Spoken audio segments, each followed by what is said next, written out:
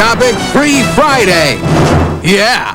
Sir, you played a critical role in the creation of the new Burger King fries that are being given away this Friday? That's right, Bill. Free Friday. Amazing. Now this. The crispy new Burger King fries beat McDonald's fries in a nationwide taste test. Stop in Friday, January 2nd for a free small order. Welcome back. Why give them away? It's giving something back. I started from the ground up.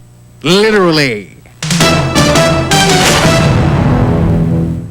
It captured our imagination. If it's not human, what is it? And became a phenomenon. David Duchovny, Gillian Anderson, The X-Files, weeknights at 8, 7 Central, only on FX.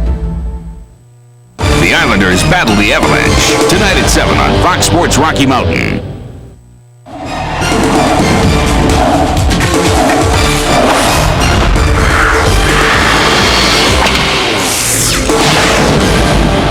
Well, we'll bring in 1998 with a little hockey at McNichols Arena. The Avalanche continue in this little homestand as tonight they will take on the New York Islanders. And good evening, everybody. Happy New Year almost. Along with John Kelly and Peter McNabb, I'm Drew Goodman. Tonight is also game 41 for the Avalanche, the halfway point of the 97-98 season. So in this half hour of Avalanche Night, we'll take a look back at the first half of the season and see exactly where the Avalanche are and obviously where they want to go. Graphically, the Avalanche have 20 wins so far this year, just 8 losses. They have 12 ties, which along with the New York Rangers is the high mark in the NHL. The 8 losses, the low mark in the NHL. And John Kelly, I would think at the halfway mark you would give this team very high grades. Well, right now they're only 4 points out of first overall. They played pretty well. They've had some key injuries. Oslunch was gone for a month. Patrick Wass missed a half dozen. Of course, Keith Jones hasn't played at all, although he didn't skate this morning. So they've had some key people gone, yet they're right there playing good, solid hockey and getting better defensively as this year goes on. And I know that makes the coaching staff happy. And the Avalanche have had some people naturally step to the forefront. Guys you'd expect to step to the forefront. Guys like Patrick Roy and Peter Forsberg. Let's begin with Forsberg. If you had to pick an MVP of the guys that skate every night, it would have to be number 21. Well, I think Forsberg, and we're watching him now. This is 4th year in the league, and I think the number to look at here is the goals. The goals are starting to come at a much more natural pace for Peter Forsberg. The overall brilliance on the ice is there, game in, game out, but he's seemingly learning when he needs to take that shot, when he's the best man to take the shot on goal. And if he continues to do that, I mean, after all, he's only 1 goal behind Joe Sakic for the team lead, and that's not something that you would expect. And he's almost on that pace now for 35, maybe 40 goals, which I think would guarantee him. If Forsberg gets 40 goals, I think he runs away with the scoring title. Yeah, in this day and age of low-scoring games, you have to be a Teemu Selanne to get 50 goals. He might be the only guy in the NHL this year to come up with 50 goals. Let's talk about Patrick Roy. Patrick Roy was brilliant during the regular season last year. Everybody knows what he does in big games, but he's having another outstanding regular season. And the criticism when he came over from Montreal was that he lacked concentration on a night-in, night-out level. We haven't seen that here in Colorado. No, it's almost ironic, Drew and Peter, when Patrick Roy played in Montreal, 2 of his worst years statistically were 1986 and 1993. But in the playoffs, both years, he was great, and he won a Stanley Cup. You can see him this year in New York. In a loss, he got frustrated, but watching him do things like that, he's out of the net more, playing the puck a lot more than he ever did. He's more aggressive on the ice, in the locker room, and I think he's been tremendous, quite obviously, in the regular season since he came to Colorado. Peter, there's been much conversation, particularly lately, about how much Patrick Roy plays the puck, and I still get a kick out of that footage where he did cross the red line. Patrick obviously frustrated, but from your standpoint, does he venture out of the net a little bit too much? No, I don't think so at all.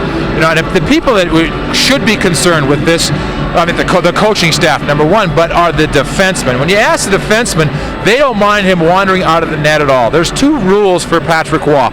Well, the first rule is don't cross in front of me. Patrick Roy will let the man stand for the other team in front of him and look around him and find the shot. He doesn't want defensemen screening him. The next one is, when the puck goes back there, I'll get it and I'll move it to you. So the defensemen have the luxury of being in a situation where instead of getting banged 4, 5, 6 times a game, it may only be 1 or 2 because Patrick plays the puck.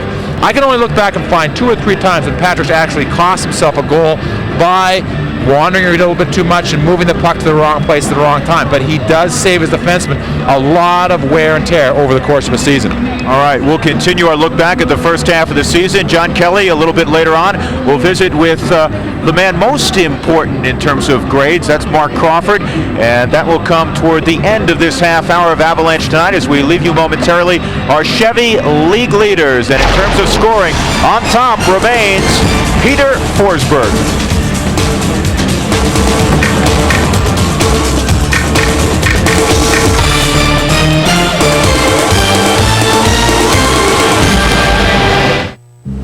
Listen up, rookies. I'm responsible for maintaining order around here. Now, any man caught slashing, you're going to spend some time in the box. You cross-check, you're going to spend some time in the box. Now, your stick is for puck handling, shooting, and passing. Use your sticks for any other purpose, and you're going to spend some time in the box. What about chewing gum? I hope you're not going to be a hard case. The Islanders shoot it out with Sakic and the Avalanche. Tonight at 7, the NHL on Fox Sports Rocky Mountain. Be glad you're just watching. Colorado hockey fans, here's your chance to receive an avalanche of savings on a large one-topping pizza from Papa John's. Only $7.99 on game nights. Papa John's has better ingredients, better pizza. Call now and ask for the hockey special of a large one-topping pizza, only $7.99.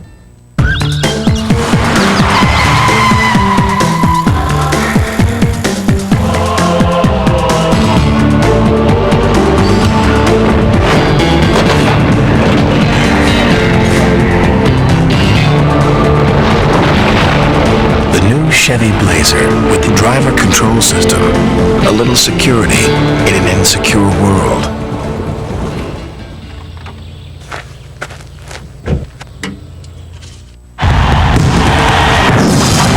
The Pac-10 season tips off when scoring machine Jeremy Veal leads the explosive Sun Devils against the Trojans. Southern Cal, Arizona State, Saturday at 4 on Fox Sports Rocky Mountain.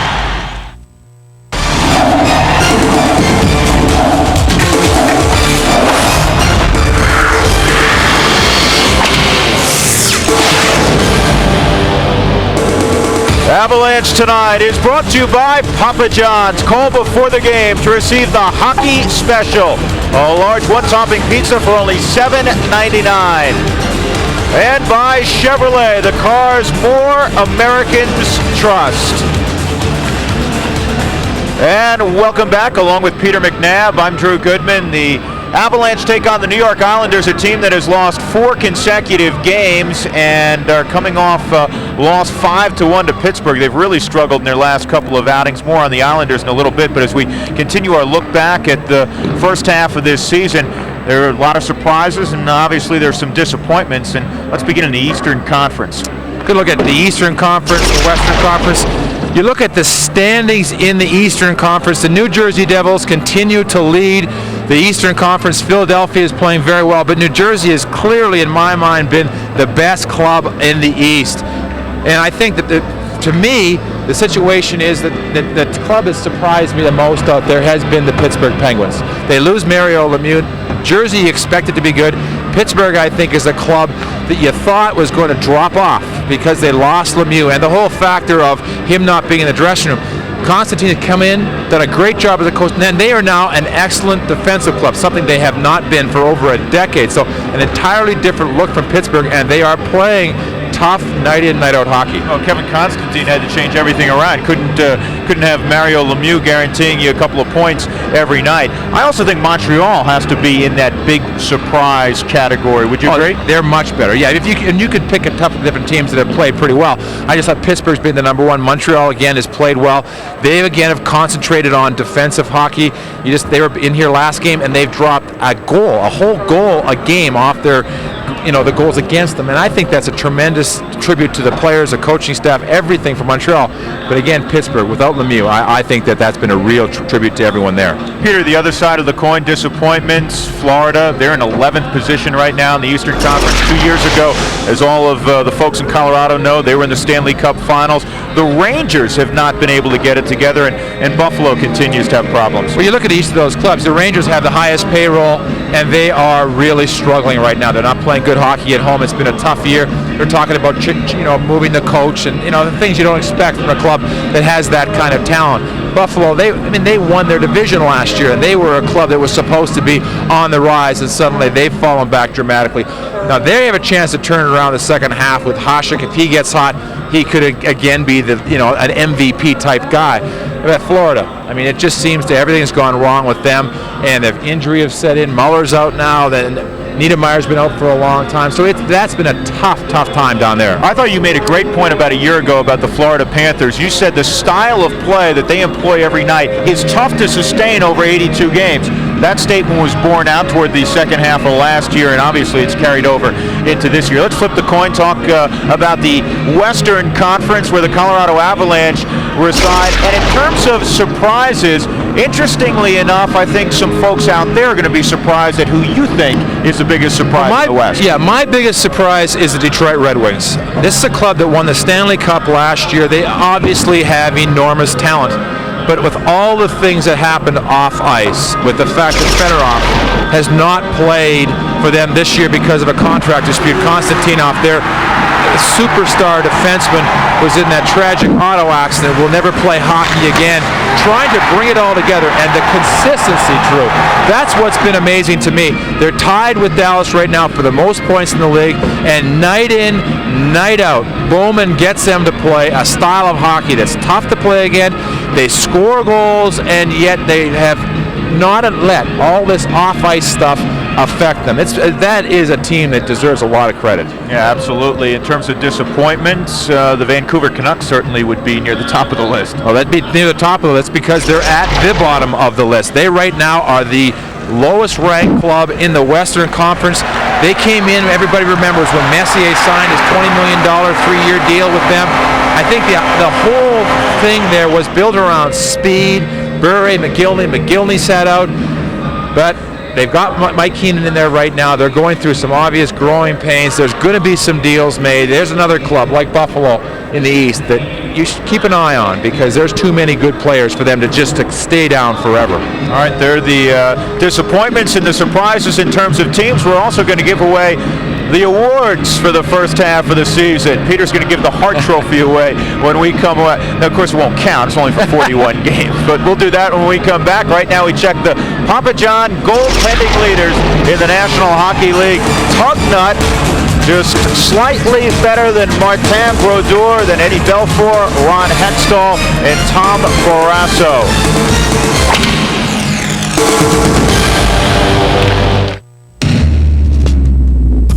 Even though Dodge Ram is the bright red gold standard of pickup trucks, we're always improving things. We've made our available Magnum V8s even more powerful. We've improved the already world-class interior. In all, we've made 130 improvements to the Ram lineup since introduction, including this one, our new flow-through ventilation system. New Ram Quad Cab. The rules have changed. Looking for a way to heat up January? Look no further. Fire up with Encore for some of Hollywood's best movies. And the biggest stars. Talking to me? A different movie every night in prime time. Uncut and commercial free.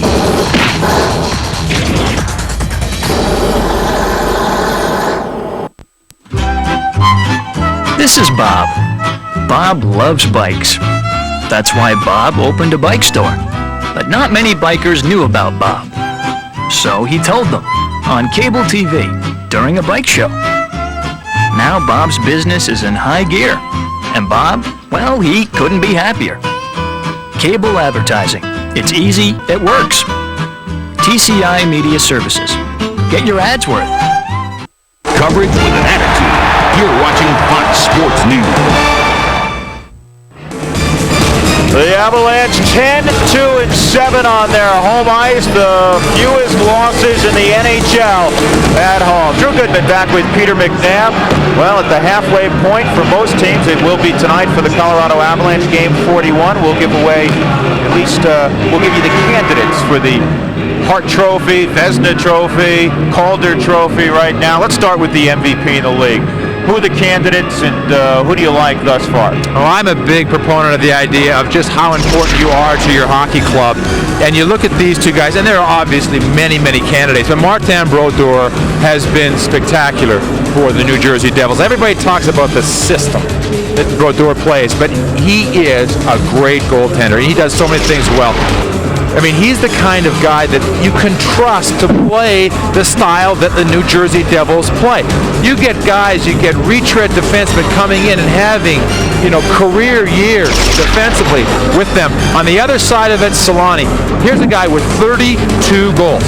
The next highest goal scorer on the team has six goals, and he has this club in the playoff hunt still. Here's a guy that didn't have Korea around to help him. He has been bogged down with checking night after night, but he has kept a club that should be in last place alive and kicking in Korea until Korea has rejoined them. Well, I think the best point you made right there about Teemu Selanne is the fact that most of those goals were scored without Paul Korea in the lineup. So 32 at this juncture, he could be one of the few guys that will be well over 50 goals this year in the National Hockey League. Very quickly, Peter Forsberg, if he continues in the second half and the Avalanche continue to win, does he have a chance at the Hart Trophy? Oh, I think that Forsberg is my second choice behind Selanne in the West and would be one of the top three candidates with Brodeur as far as MVP. Scoring is tough this year. Forsberg is a leading scorer. That makes him extremely valuable in the league. Norris Trophy, top defenseman in the league. Are there the usual cast of candidates? Not necessarily.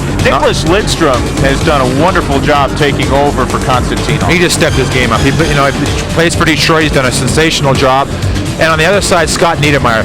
Don't forget that the New Jersey Devils are a great defensive team, and Niedermayer has stepped it up there. Stevens is having a decent season, some of the other guys, but Niedermayer has stepped up the offense and is now becoming the defenseman. Here's a guy that was taken right underneath Lindros the year that he came in. Tremendous talent, and will be a Norris Trophy candidate, I believe. We're in the era of the goaltender. The Vezina Trophy each year goes to the top goaltender in the league. First half, who gets the award?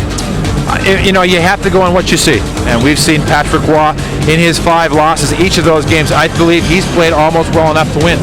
I think Patrick Roy may have had this season one bad game all year. I mean, you go back to Brodeur. Brodeur is my candidate for one of the MVPs, so obviously I like him. But I think right now you're looking at the 2 goaltenders that will represent Canada in the Olympics, and it's going to be a very interesting choice to see who is the starting goaltender in the key games in the Olympics for Canada. All right, very good. You have the top 3 award winners at the halfway point, or at least the candidates, according to Peter McNabb. We'll come back. We'll take a closer look at the New York Islanders when we return on Avalanche Tonight.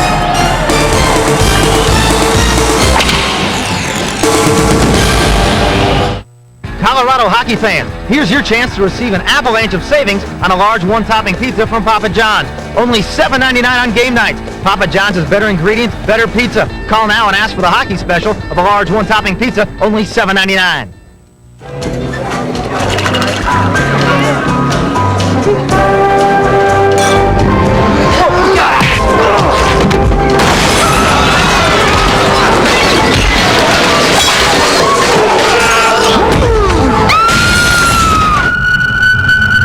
Meet Sean Graham, veteran stuntman. This is how he lives. This is what he drives. What else would he drive? Chevy S10, like a rock. Girl, you remember that last game? It was bad. They were bad, okay? What's the Colorado explosion?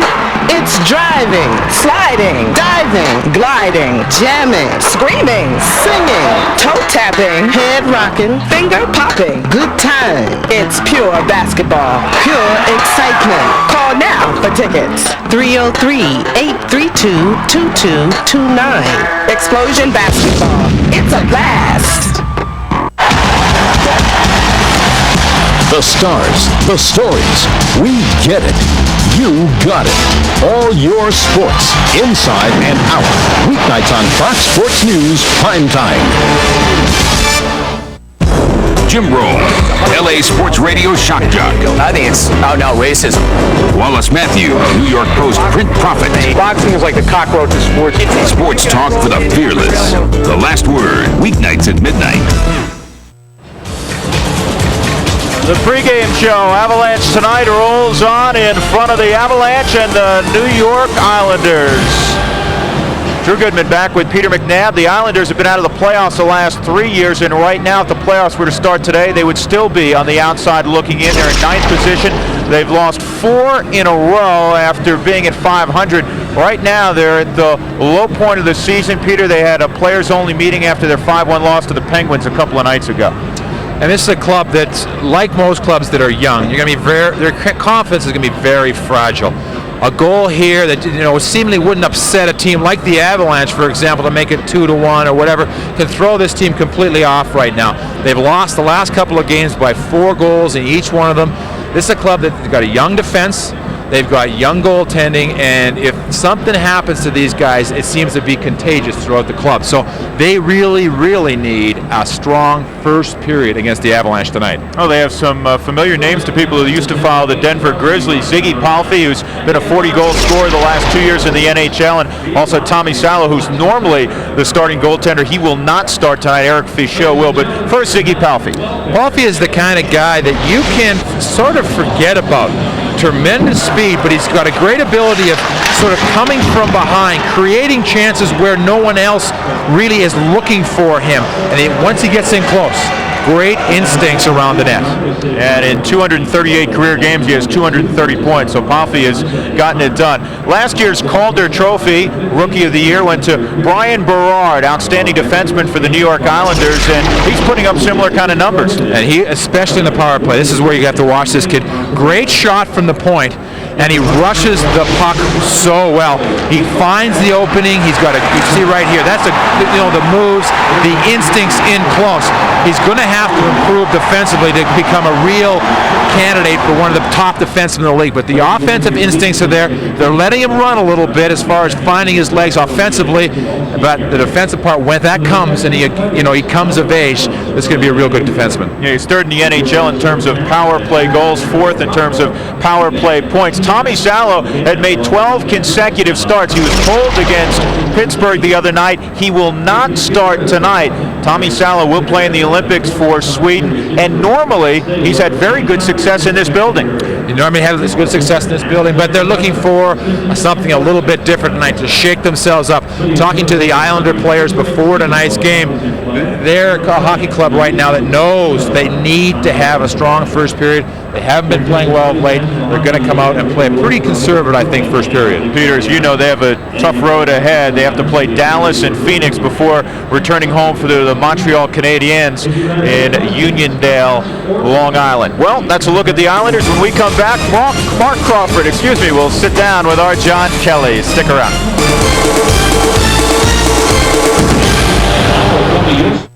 This just in. Football legend William Refrigerator Perry is returning to the NFL. They're working out the contract details at this very moment. Okay, Fridge, here's our demands. 3 submarine sandwiches for every sack. 3 submarine sandwiches for every sack. Box of cupcakes for every And a box of cupcakes for every holiday. And 2 deep dish pizzas for every tackle. Fridge, you want to be legit. You got to get the double cheese and the anchovies. Good point, baby. Man, those guys are good. Colorado hockey fans, here's your chance to receive an avalanche of savings on a large one-topping pizza from Papa John's. Only $7.99 on game nights. Papa John's has better ingredients, better pizza. Call now and ask for the hockey special of a large one-topping pizza, only $7.99.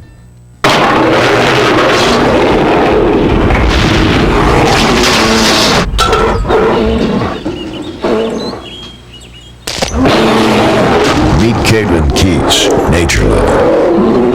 She also loves the new interior of the Chevy S10. There's a lot to be said for the great indoors. Chevy S10, like a rock.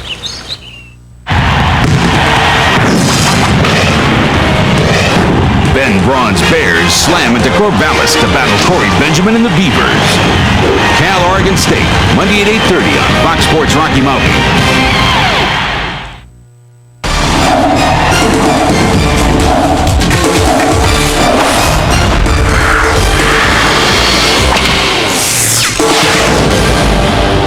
Avalanche tonight is brought to you by Papa John's. Call before the game to receive the hockey special. A large one-topping pizza for only $7.99. And by Chevrolet, the cars more Americans trust. And we roll on as the Avalanche get set to host the New York Islanders, who have lost 4 consecutive games, and it is game 2 of a 4-game road trip for the Islanders, and they want to bring in the new year. The Avalanche do, obviously, with a win. They're unbeaten over their last 7, and right now John Kelly is downstairs with the head coach of the Avalanche, Mark Crawford. All right, Drew, thank you very much. First of all, Coach, Happy New Year. Happy New Year to you, too, John. All the best to all the Avalanche viewers, all the Avalanche fans. I know 98 is going to be a wonderful year, what with the Olympics, what with the Stanley Cup playoffs coming. We've got a lot of great things in store. Since we're on this theme, do you have any resolutions for 98? Same as always. I'm going to try and lose 10 pounds, and I'm going to try and keep the swearing down and try and continue to persevere with this group and try and continue to strive for excellence. Not only are you ending 97, you are also ending the first half of the season tonight, game number 41. Are you happy with the way things have gone the first half? Well, you look at our start of the season, we have played extremely well at home. We've only lost 2 games in McNichols. We've had a number of ties. Some of them have been good ties. Some of them have been ties we should have had victories in. But overall, I think, 52 points through 40 games is pretty decent. We're 12 games over 500. Obviously, we've had some big personnel changes here with no more Keane, no more Young, Severin, Ricci. A lot of guys have moved on, and we've replaced them. And when you ever replace key guys like that, it usually takes a while to get used to, and our guys have gotten through it. I think that the second half is going to be something where we're going to be a lot more comfortable with one another, and hopefully that'll result in more points. In your last 3 games, you've allowed 3 goals. That's very good defensive hockey. Is your system starting to take place that you implemented at the start of the year? I think the guys are becoming more and more comfortable with how we play. I think that you're seeing us give up much fewer rushing chances against. Our goaltending is good. There's no doubt about that, whether we play Craig or whether it's Patrick, who's in there for most of the games. We've got a team that if we limit the number of second chances we give oppositions, then we're going to keep the goals against down. What's been nice to see is in 2 of the last 3 games we've gotten 5 goals for, and that's been a result of the fact that we've had the puck more often. Good luck tonight and good luck in 98. Thank you, John. All right, head coach Mark Crawford, our guest before the game. Now let's rejoin Drew Goodman. All right, John, thank you very much. Stand by. Hockey's up next.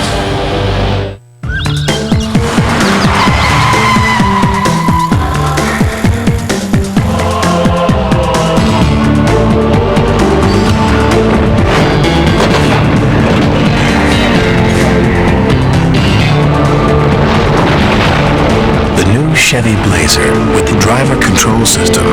A little security in an insecure world.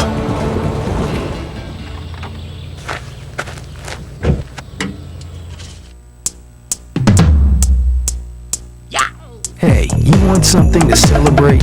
Right now, AirTouch Cellular is offering cellular service starting at just $9.95 a month for your first 6 months. That's under $10 a month for service from a world leader in wireless. Now, that'll jingle your bells. To get started for $9.95 a month and have a Motorola phone delivered to your door, just call 1-800-AirTouch. An easy call to make. I've been vending Coors Light for a long time. It's who I am. At home, it's, hey, beer man, pass the peas. When the mail comes, it says, hey, beer man, you may have won $10 million. Being the beer man's a wonderful thing. People know Frost Brewed Refreshment. They're always happy to see me, and I'm recognized wherever I go.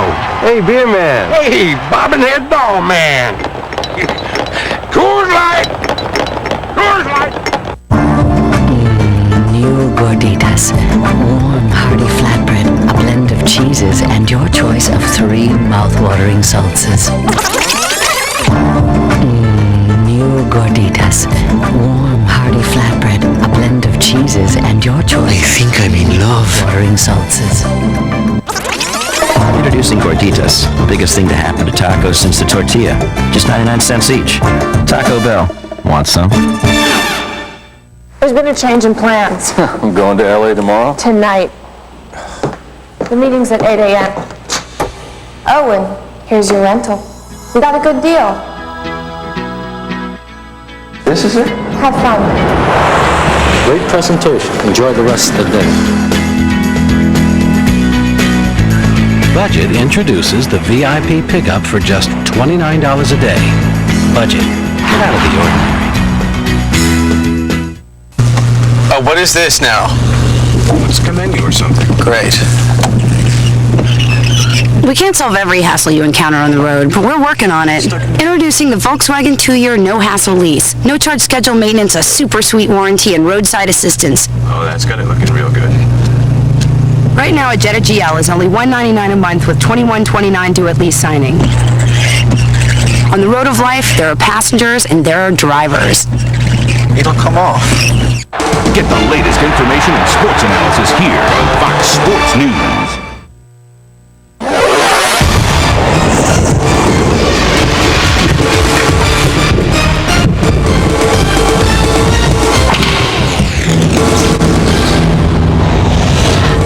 The final few hours of 1997, and the Avalanche hope to welcome in 98 with a comfortable win over the New York Islanders.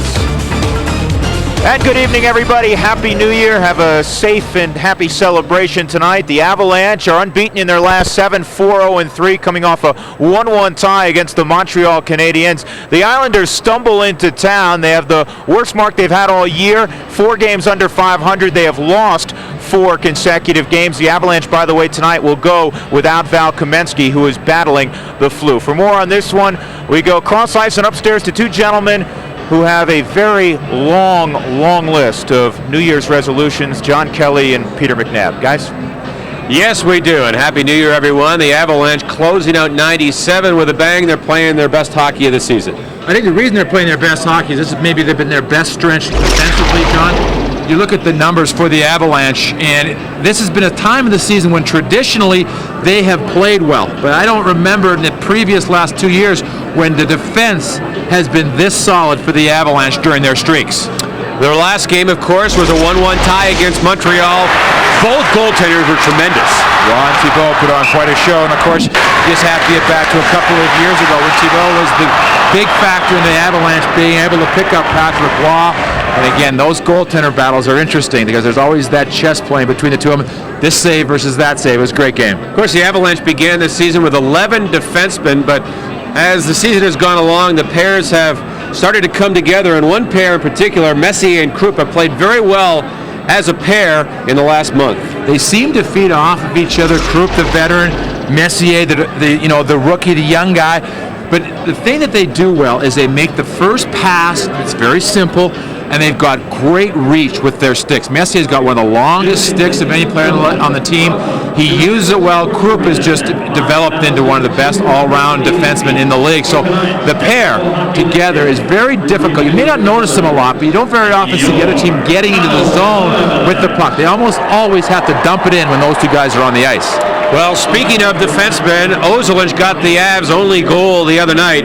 It came on a power play, and again, it showed you how important power play goals are. Well, for the Avalanche, you just have to look at the numbers. Sometimes you can read too much into numbers, but when they're this dramatic, when the Avalanche get a power play goal, they've only lost 1 time all season. And I really think the key in this one is just the reading ability. The way that Avalanche leads the play. He's on the point, everyone starts looking toward the other side, and all of a sudden Avalanche just drifts down and finds himself in the right spot. The Avalanche power play will always be good because they've got great players. They may not always score, but it's not something you want to face because they've got such good players out there. The Avs and Islanders get together for the first of 2 times this evening as we close out 97. And so far, in the first half, the Islanders have not performed like they hoped they could. They thought that this was going to be a season where they could sneak into that top 4 in the Eastern Conference. Everybody knew Jersey and Philadelphia were going to be good, but then it was sort of a crapshoot. The Islanders thought with their goaltending and their young defense, they'd be able to take that step. They have not taken it yet. They've been right at 500 almost the whole season, but over the course of the last 4 games, they've fallen back. And they have lost, as you said, 4 in a row and not playing well at all. And you look at the big number. You talk about the Avalanche playing well defensively. You look at the numbers for New York Islanders, 19 goals against. In this day and age, you're not going to win many games with those numbers. All right, tonight's keys to the game are brought to you by Melody Homes. I think the first key tonight, pressure the young New York Islander defense. They're good, but if you get on them early, they can sometimes get the jitters. The specialty teams, you know that the Islanders are going to try and keep this game close. They're going to clutch and grab. The Avalanche want to take advantage of their power plays. And finally, the unknown entity. These two clubs don't know each other this year, so there'll be a feeling out process, especially early. And in goal tonight, Patrick Roy against Eric Fichaud, a young guy out of the Quebec League who models himself after Patrick Roy. Fichaud has not played a lot. When he is hot, he's very exciting. At the other end, Patrick Roy has been dynamic all season. Should be fun as we close out 97. Happy New Year, everyone. It's the Avalanche and Islanders coming up next.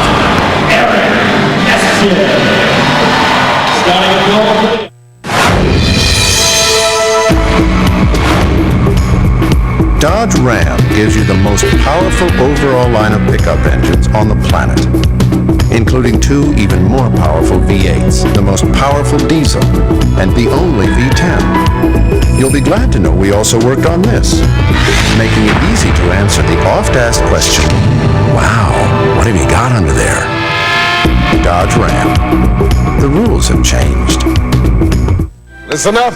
I have been to the edge and back, and I will tell you what I've learned.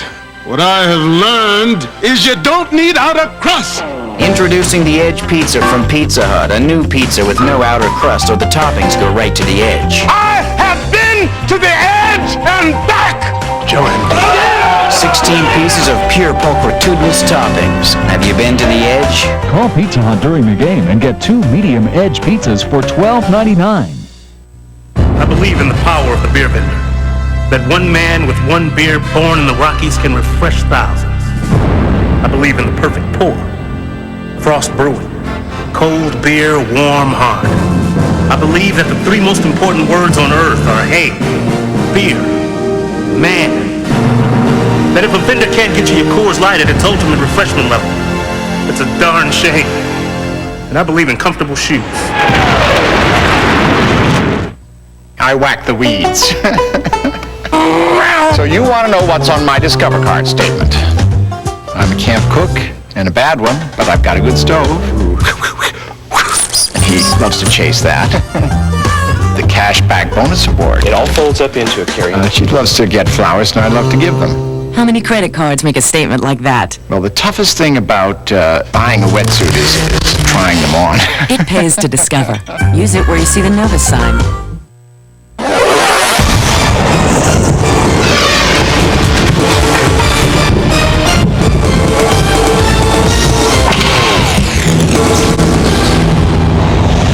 Avalanche Hockey on Fox Sports Net is brought to you by AirTouch Cellular, an easy call to make. Your Rocky Mountain Ford dealers will invite you to think Ford first. Diamond, Shamrock, and Total, now more than ever, all you need. Budget car rental. Try a Jaguar, Mustang convertible, or other diversions from budget and get out of the ordinary. And by Original Coors in the yellow can. Taste the one that won for taste. Sold out in the Nichols Sports Arena here in Denver, Colorado, the site of tonight's game between the Avalanche and New York Islanders as we close out 97 hockey style. And our forward lines to watch for the New York Islanders, Reichel, Palffy, Huff. For the French connection, the mini French connection for the Colorado Avalanche. This line did a great job last game, especially drawing penalties from the Montreal Canadiens. And our referee tonight is Dan Marawelli. He drops the puck, and we are underway here in Denver. As Messier chases it back behind his goal, rubbed out by Mike Hopp, number 18. But he gets it ahead now for Aaron Miller. Into the zone to Corbet. Trying to make a drop pass, but Claude LaPointe, the ex-Avalanche center, will clear it back down the ice.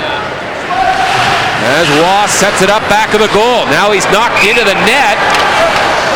And I think we are going to get a whistle as Patrick was literally knocked down. And he may be caught on that netting behind the as goal. Right off the bat for the New York Islanders, they changed up their defensemen. So it looks like the Islanders are going to try to be matching lines, or at least defensive pairs, against the Avalanche. And usually when they do that, it's against Forsberg's line with Lemieux, and it won't be Kamensky tonight. Kamensky, as Drew mentioned earlier, out in tonight's game with the flu. He has a 104-degree fever, which is quite nasty, as you know. And apparently the flu is going through the hockey club. And Valerie takes the night off. And off the face-off. Weak shot from Brian Berard is blocked by Forsberg. And here comes Lemieux. He's on with Forsberg and Curry. Number 34, Brian Berard. Watch him tonight. Last year's Rookie of the Year in the NHL. And he's sixth-the-month defenseman in scoring this year with 25 points. He loves to jump up into the play. Someone's going to have to watch him coming from behind. Now Lemieux down his off wing, a shot. Owen Fichot is going down a bit early and just got his left shoulder on the shot by Lemieux. And Ziggy Palffy will tip it down the ice. This should be an icing call as Foot goes back, and we get an icing call.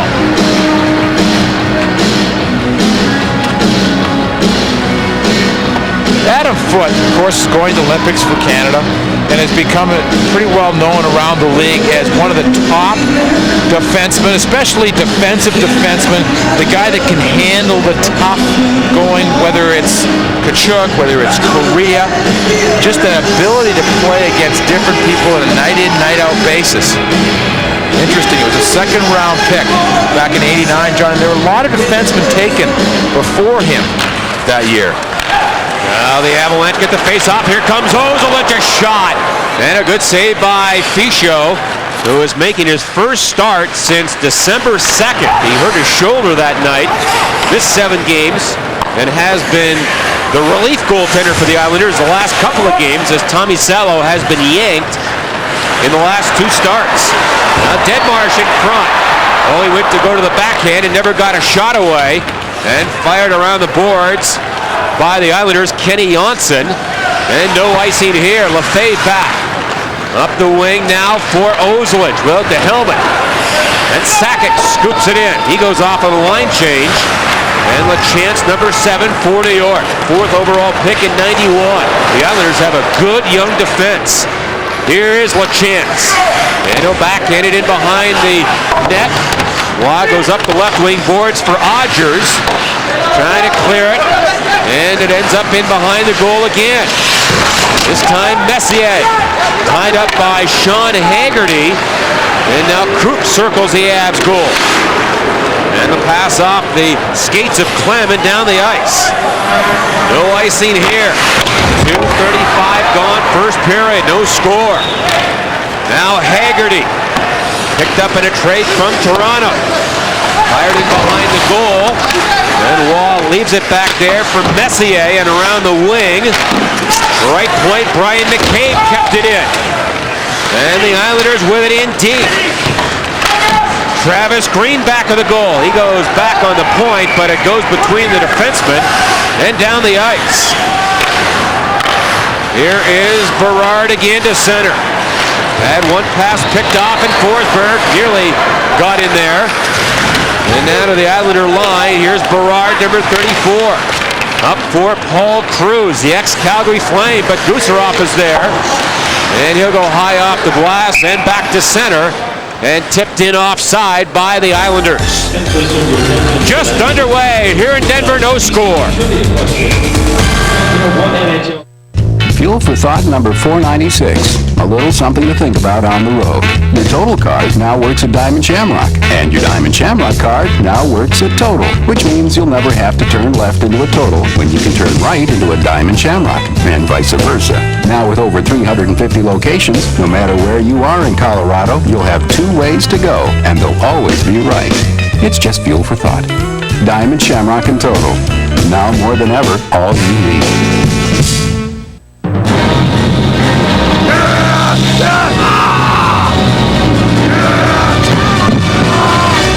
Hey, is that leather? That's right. This here's the new Subaru Outback Limited. Two sunroofs. Nice touch. I hear it has full-time all-wheel drive. Yeah. All's a turn better than the Blazer. Subaru Outback. Lease the Outback for only $269 a month for 24 months at your local Subaru dealer today. Back in Denver, time to check our Gatorade scoring leaders. Forsberg with 50 points. And Yager, you can see him with 46. He has an assist tonight, so he's now tied for second with 47 points. Yager, who had 4 points, a goal and 3 assists against these Islanders in the Islanders' last game of 5-1 loss in Pittsburgh. Not a good game for the Islanders. They were outshot 43-20 and really never in the hockey game. Yeah, they were beaten by the big line. The big line for Pittsburgh. Francis had the hat trick. Yager had 4 points. Barnes had a good night.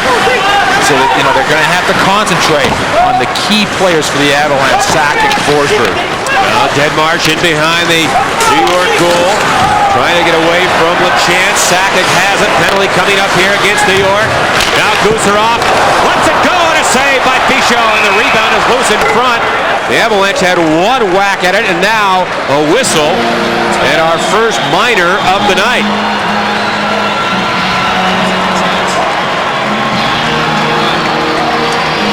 Well, the Avalanche have only allowed 1 goal against in each of their last 3 games. The Islanders come in here not scoring a lot of goals of late. So they can't afford to get in a situation where they give the Avalanche, as you look at the penalty right there, the right part of your screen, give the Avalanche a couple power play goals. I don't think that the Islanders can win this game, John, if they give up 2 power play goals against. They're just not scoring the way they need to beat the Avalanche, who are playing pretty well defensively. Well, a chance off for holding. The Avalanche have the 8th best power play and have scored 5 power play goals in their last 4 games. And the Islanders have allowed 5 power play goals in their last 4 games. That's not a good mixture if you're the coach of the Islanders, Rick Bowness. Forsberg has it on the near side. Lemieux's in front. Now Curry in behind the goal. Back to Forsberg. On the line to Ozolic. To Forsberg off his stick. And cleared to center by Rich Pilon. And Ozolic goes back. He had the Avs' only goal the other night in a 1-1 tie. Into Lemieux. Drops it off. Ozolic trying to make a move in front, but knocked away and flipped down the ice by McCabe. And Waugh will send it to the far side to Sakic. And now Sakic goes up the middle. The pass to Curry off his stick. And right there, Brian McCabe, and he'll float one down the ice. The Islanders make some changes here, as do the Avs, and they dump it in. Minute to go in the power play. Forsberg cuts it off on the right wing side, but can't make a play. And the puck tipped away by Sergei Nemchinov, the ex-Ranger and Canuck. Here's Forsberg back in. Now on the far side for Deadmarsh, back to Ozolic in front. Good feed over to Deadmarsh. Walks in! Oh, he had Forsberg wide open. That was the right play. And had the pass gotten there, Forsberg would have had a gimme. Now Zygmunt Palffy back in for New York. Taken up behind the goal. And the Avalanche on the power play head the other way with Corbet. Trying to go wide on Janssen. Corbet gets it back. Now slows it down. Corbet in front. On the line, Krug. He scores! It may have been tipped in as Krug let it go. And a power play goal.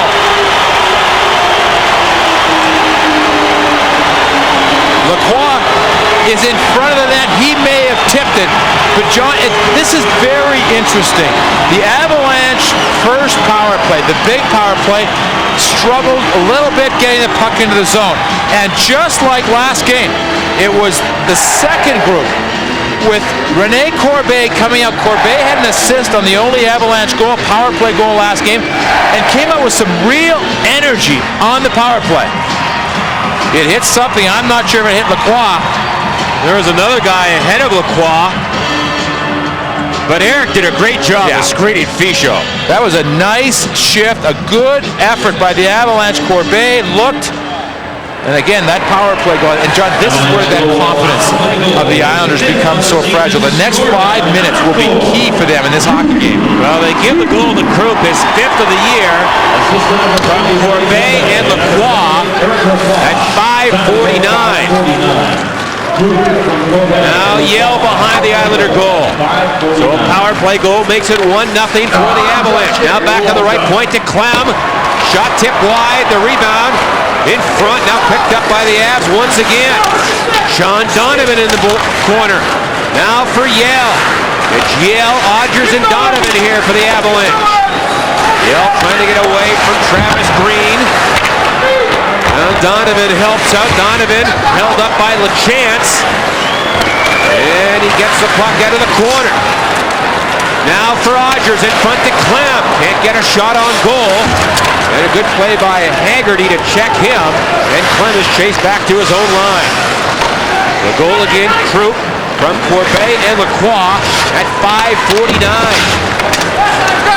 And now Aaron Miller. He has been a healthy scratch for the last 5 games and 13 of the last 15 games. Also out along with Kamensky is Francois Leroux. Not dressed for the Islanders, Doug Huda, Mariusz Tchaikovsky, Dennis Vasky, Ken Belanger, and the big guy is Zdeno Chara.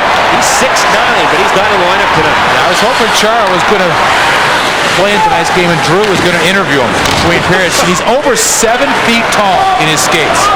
Here comes Sakic in front. Drops it. And Ozolich's shot is wide. Sakic gets it again.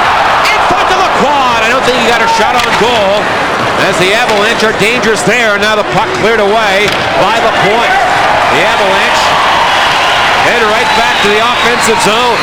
They got way too many men on the ice. The Islanders or the Avalanche? The Islanders had, I said, boy, that's their best offensively they've looked in a while. And I think they are going to get called.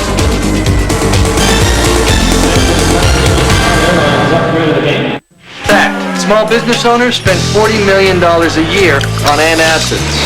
Running a business can be stressful.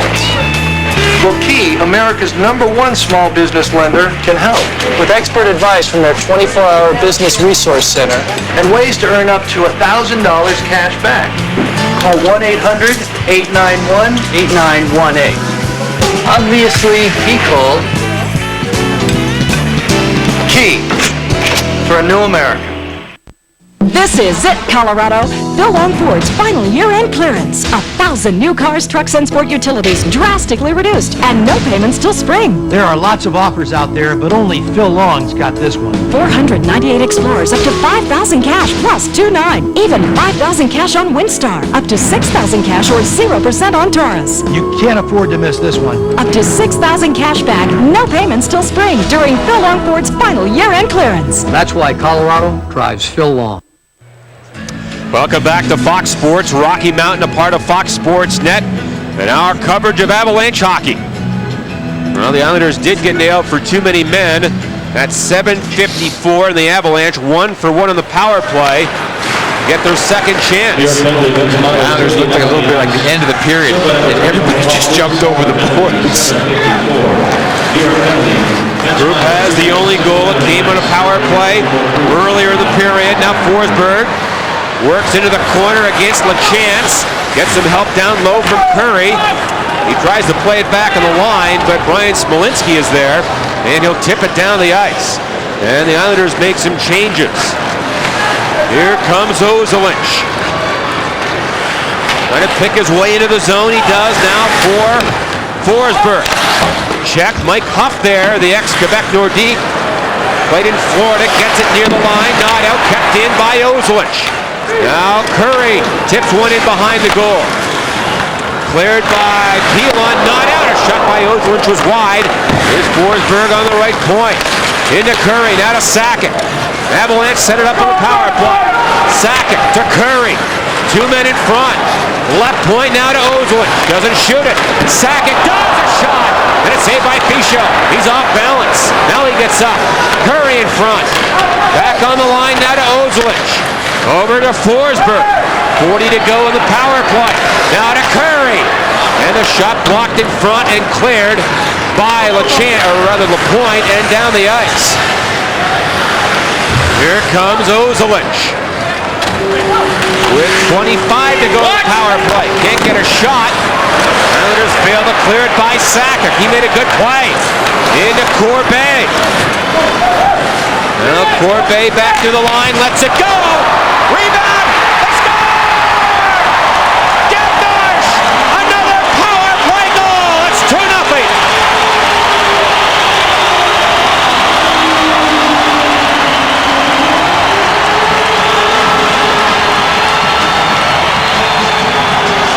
Starting to figure out the Avalanche's power play here. Soften them up with that first group and then get Rene Corbeil on the ice. Corbeil now has 3 assists the last 2 games, all coming on the power play, all coming in the last 30 seconds of a power play. Good work by Denmarsh down low, but again it's Corbeil who did a nice job of keeping that puck in the zone. As the Islanders are going to call their timeout here.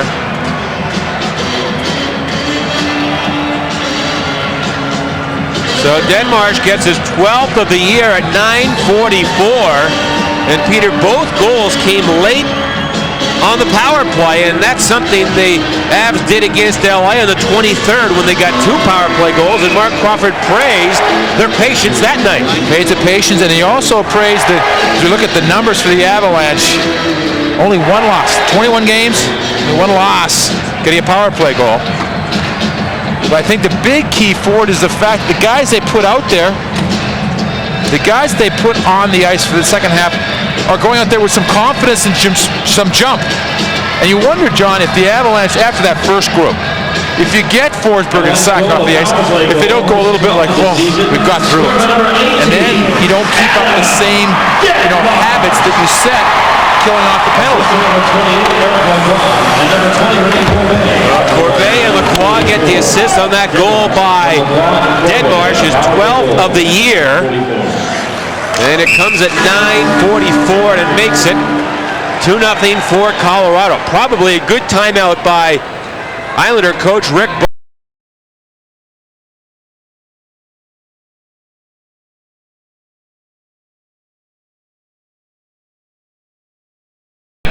The Islanders are a club that, it doesn't score a lot of goals. And look at the shots on goal in the league.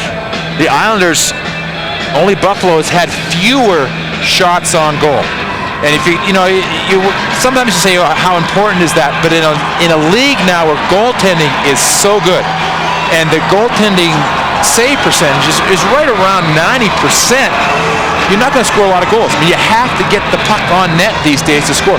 Drive to net, get your rebound goals. They average, you saw those numbers, 24 shots a game. And they've been outshot in their last 5 games. Have been outshot 6-0 here and trail 2-0. Let's check in downstairs with Drew Goodman. Well, John and Peter, one of the reasons Mike Milbury, the general manager, Rick Bowen as the head coach, have been very disappointed this year is that last year's team, though it didn't make the playoffs, played hard and with great intensity every night. They didn't have a lot of talent. This team has far more talent than it did a year ago, yet people close to the organization say that it lacks the spirit and passion that last year's club played with. And it's really hard to figure, Peter. They have a young team, a good young defense, good goaltending, but for whatever reason, the mix isn't working this year. Well, expectations can sometimes get into people's minds a little bit. Look at Mike Milbury, former Boston Bruin, former coach of the Boston Bruins, and now general manager of the New York Islanders. He was the coach of this team until he stepped down last January 23rd at the urging of former would-be owner John Spano, who's in big trouble. And Bonus takes over. Here's a shot right on, and Fischel makes the save. Of course, the Islanders were for sale for a couple of years, and John Spano tried to buy the team, but didn't have the money, and he's in trouble. He did 2 things. He urged Milbury to step down as coach. He wanted him to concentrate on the draft this last summer. He also, Spano did, extended their television contract for 30 years at $10 million per year. So the Islanders, although they haven't had great success ticket-wise, they have a great television contract, and that really will keep that team in place for many years to come. Yeah, and Spano, he didn't try to buy the team. He bought it, but he didn't have the money and the cash. And that's the amazing part about it. And the league, I mean, it was not fun for the league because they recommended that he be pretty much given full range to come in, buy this club, and now Spano's in a lot of trouble with the law. And former Phoenix co-owner Stephen Gluckstern is in the process of buying the hockey club. So it's been a mess on Long Island for the last year or two. 2-0 here for the Avs. Goals from Krupp and Denmark. Both in the power play. Yale gets it. And that shot is just off the arm of Fichot. And again, Tommy Salo has started the last 12 games for the Islanders, although Fichot has had to finish the last 2. So their goaltending hasn't been very good the last 2 games. And this is an icing call against New York. 2-0, the Avs in the lead here. She'll be coming around the mountain when she comes. Come on, kids, you all know the words. She'll be coming around the mountain when she comes. Looking for something fun to do with your family? How about the Nuggets Family Nights? For $49, you get 2 mini balls, 4 tickets, 4 Pizza Hut pizzas, and 4 Pepsis. That's a whole lot of fun for $49. The next family night is coming up.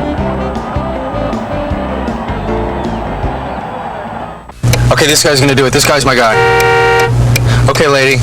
We can't solve every hassle you encounter on the road, but we're working on it. Introducing the Volkswagen 2-year no-hassle lease. No-charge schedule maintenance, a super sweet warranty, and roadside assistance. Just wake me when we're moving, okay? What, like I'm trying to... Nighty-night. Right now, a Jetta GL is only $199 a month with $21.29 due at lease signing. Oh, now that hurts. On the road of life, there are passengers and there are drivers. That one really hurts. Why not have your office party, birthday party, or other group function at a Nuggets game this season? Discounts are available for groups of 20 or more. For information, call 303-893-6700. Great night last night, wasn't it, to watch and see all the former Nugget greats honored. 30 years of Nugget history. And talking to people who are here, including Mr. Goodman, who's here every night, game or no game. It was a well-attended ceremony and a very entertaining night. Obviously, they would have liked to have won the game. 8:10 to go in the first period. Shots 9-1 for the Avalanche.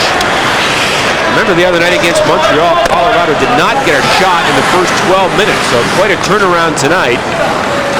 And they have scored 2 power play goals as Zygmunt Palffy lifts the puck to center and down the ice. The Avalanche know that this is a young club that's struggling right now. In the dressing room, you have to figure they're saying, jump on these guys early, get them down, get them, giving each other a hard time. It's not a club that's playing with much confidence right now. As the Islanders, Paul Cruz fires it in. Waugh flips it up the wing. Cruz a hit on the boards on Yale. And the puck comes out to Avalanche. Now tipped in by Aaron Miller. Miller goes after it. He bumps a man, but the puck turned over. Now the Avs get it back. Avalanche trying to walk in. He does. And just as he went to pull the trigger, he was checked. And Mike Huff gets it out for New York. 7:05 to go here in the first period. Avalanche down his off wing. Trying to cut to the middle. In front. Broken up. Boy, Avalanche has been very active in the offensive end in this first period. He's getting that little extra step. And he has been oh so close a couple of times to being right in front of the Islander net with the puck. And the puck goes out of play near the Islander bench with 6:43 to go in the opening period. Well, Friday night, an Avalanche hits Buffalo. Last time out, Patrick Waugh outdueled the Dominator. Can the Sabres get revenge? Catch all the action Friday night at 5:30 Mountain, 6:30 Central, right here on Fox Sports Rocky Mountain. And that's not the first time an Avalanche has hit Buffalo. I guess they got pounded the last couple of days with snow. Oh, is there a lot of snow there? Well, you should know. What a shock. You are a former Sabre, and you've dug your way out a few times, I'm sure. Here's Sakic back behind the New York goal for Eric Lacroix. He leaves it there. Sakic held up by Green, trying to clear it. Messier kept it in now to Sakic. He can't walk in front. Islanders after it. Three players scramble for it, and now finally it comes ahead to Travis Green. But he gives it up near the Avs line. And all Colorado here in the first period with a 2-0 lead. And now Haggerty, a long pass for Todd Bertuzzi. That's too far. And then Bertuzzi, a big guy, former first rounder, a hit in the corner. But Gusarov gets control. And now a pass ahead for Klim. He's up on the right wing here. Now the puck stolen by Smolinski. He walks in and shot. Oh, and he just missed the far side as the Islanders had their best scoring chance. But it was not a shot on goal. And New York still with one shot with 5:20 to go in the first period. Bertuzzi slings it behind the Avs goal. Law goes up the far side. Pilon pitches in. He's the Islanders' penalty minute leader. And now the puck played to center. And another penalty called here. This one might be on the Avalanche as Palffy was knocked down in a holding minor. Donovan pulled him down along the boards. Donovan, who had an aggressive shift for the Avalanche, used his speed and his size a couple of times. But finally goes off, and then now we get a chance to look at the New York Islander power play, which may be one of their real strengths. Robert Reichel, Palffy, both good forwards, but the key, the fun guy to watch on this will be 34 Berard. He's got great instincts offensively. He's like Ozolinsh, John. He sneaks in, he's coming from behind, good speed, same kind of ability to beat a guy one-on-one.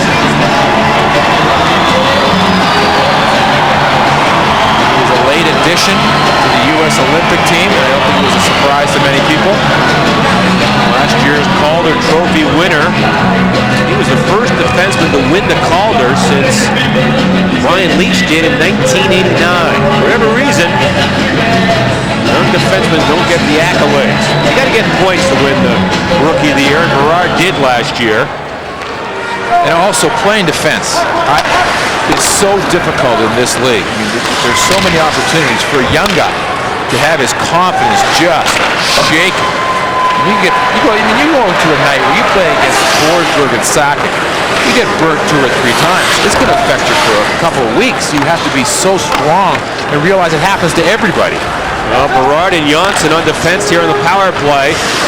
Up front, it is Palffy, Reichel, and Green as the Islanders are offside. You saw the Islanders' power play numbers. Of late, they have struggled. They were 0 for 4 against Pittsburgh on Monday and are only 1 of 18 in their last 4 games. Again, when a team isn't winning, you got to have the specialty teams have got to be big, and they're usually an area that you have to work on if you're going to turn around the area of not scoring goals. Because suddenly you get a couple of goals in the power play, and everybody gets juiced up. Everybody wants to be out there. Everybody gets a little more confident, and usually that means your guns are putting the puck in the net, and they get more confidence, and that works for the whole team. Now, 1:29 to go in the power play. The Avalanche with a 2-0 lead. The Avs have killed 32 of the last 35 power plays against. So they've been very good in that department. As Berard goes back. He was picked first overall by Ottawa back in '95. Acquired in a trade from the Senators. Now Yell gets it. The play is offside against New York. Show you how interesting it is, this Berard, in a year where scoring is down in the league. People that are scoring are going to be valuable guys. Lidstrom for Detroit, but everybody knew that he was going to be he is a great hockey player, probably the leading candidate right now for the Norris Trophy. But Berard, 12, Johansson having a very good season with Washington, Al McGinnis, another solid year, although he remains out with the St. Louis Blues. Of course, Ozolinsh led defenseman last year with 23 goals. Scored the other night. Now the Islanders back in there on the power play. Comes in front, a shot right on by Smolinski and a save by Waugh. That was only the second shot for the Islanders. And it came with about 3:50 to go in the period. Now the Isles set it up in the corner. Played by Smolinski back of the line now for Scott LaChance. Long wrister wide. Nemchinov, the ex-Ranger. He's a good playmaker. Trying to set it up back for Berard. And kept in the zone. But now Krug comes over. He steals it, and he'll ice it. 15 to go in Donovan's minor. Here come the Islanders, LaChance. Up to Berard. Bumped hard by Clem. And then Berard is upset with John Clem. And they do some pushing. 5 players in that scrum near the line, and finally the Avalanche get Donovan back. And with that penalty kill, Climstar donates $50 to the Colorado Special Olympics. So not much doing on that Islander power play. The Avs have scored 2 in the power play. There's something on my Discover Card statement that's a surprise. It's seafoam green. It looks like something from the 50s. It looks vintage. My husband will absolutely freak out when he sees it. He's going to be so excited. I like makeup because I never wore very much before I started singing professionally. My favorite color is a color called faux, as in fake. Well, how many credit cards make a statement like that? The more you spend, the more money you get back. You can't lose. It pays to Discover. Use it where you see the Nova sign.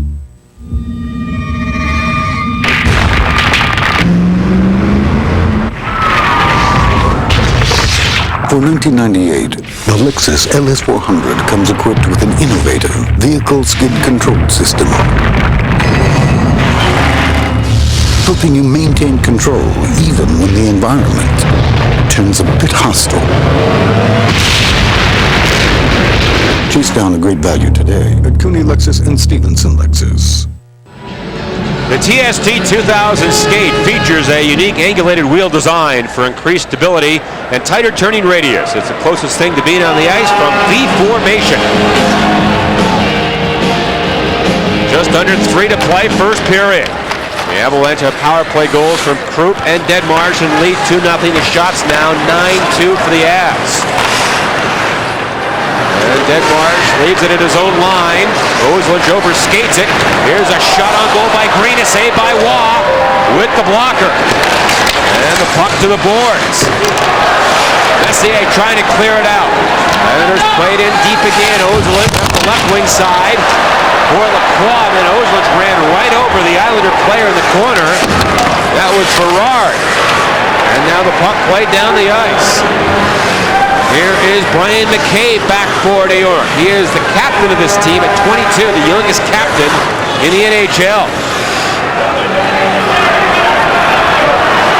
And the Islanders try to get their breakout going here.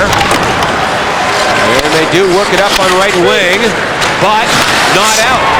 Kept in by the Avalanche. Now Pilon will try. And his pass grabbed by Palffy. Tipping in behind the Avalanche goal. Waugh there to play it to the corner.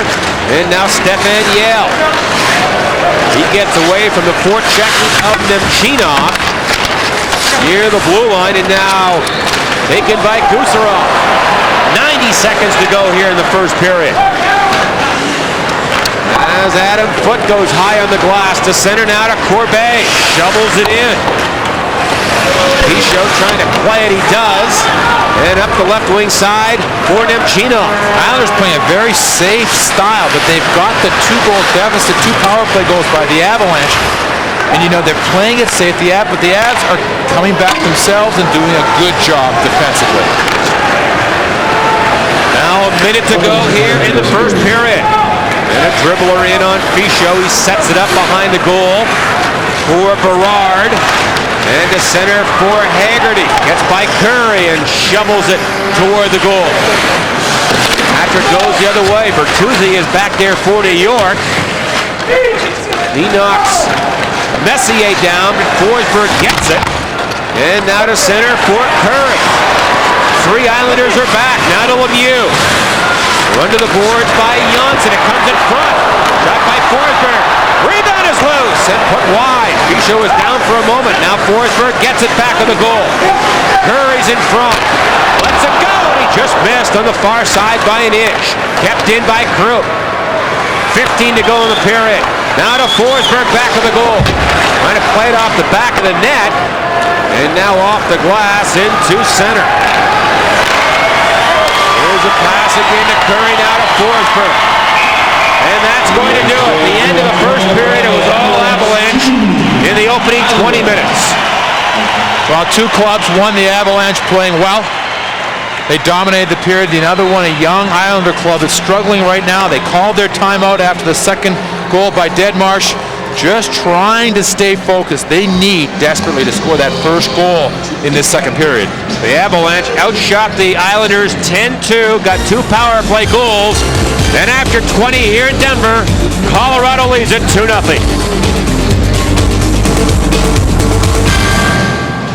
If you're anticipating the most incredible deals of the year, shoot into your Rocky Mountain Ford dealers year-end clearance. You ring up financing as low as 1.9% or up to $2,000 cash back. Score big with $1,750 cash back or low 1.9 financing on Ford Ranger.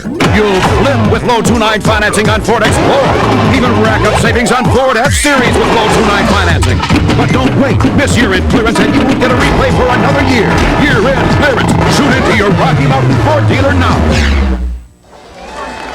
A snowflake falls at the far end of history.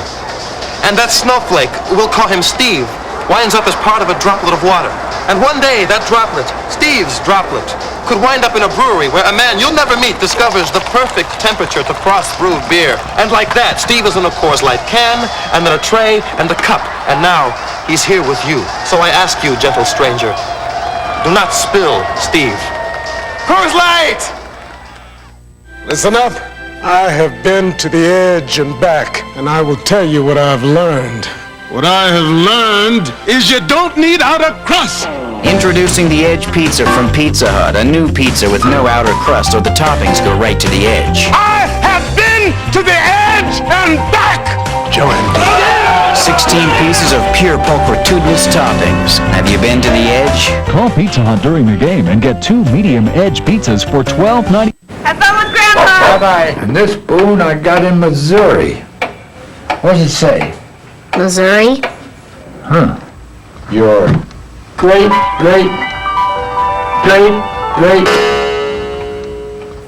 Need a smile? Hi, Domino's. Right now, get a medium pizza with any crust and all your favorite toppings for just $8.99. We'll scarf this now. Domino's, delivering 1 million smiles a day. Dad never lets me do his nails. I see why. Colorado Sports Cafe, the place to watch your favorite sports. With over 30 TVs plus a large 80-inch TV, watch just about any sport, anytime. If you're not into watching sports, Colorado Sports Cafe has space for you to play sports. There are dart tournaments every Thursday and Sunday, pool tournaments every Monday, and foosball every Tuesday. Colorado Sports Cafe is also the best place to bring your family to eat. We have world-famous Cajun boil on Thursdays, and we do private parties for any occasion. We'll see you at the Colorado Sports Cafe! Yeah! The Avs take on the Sabres, Friday at 5:30 on Fox Sports Rocky Mountain.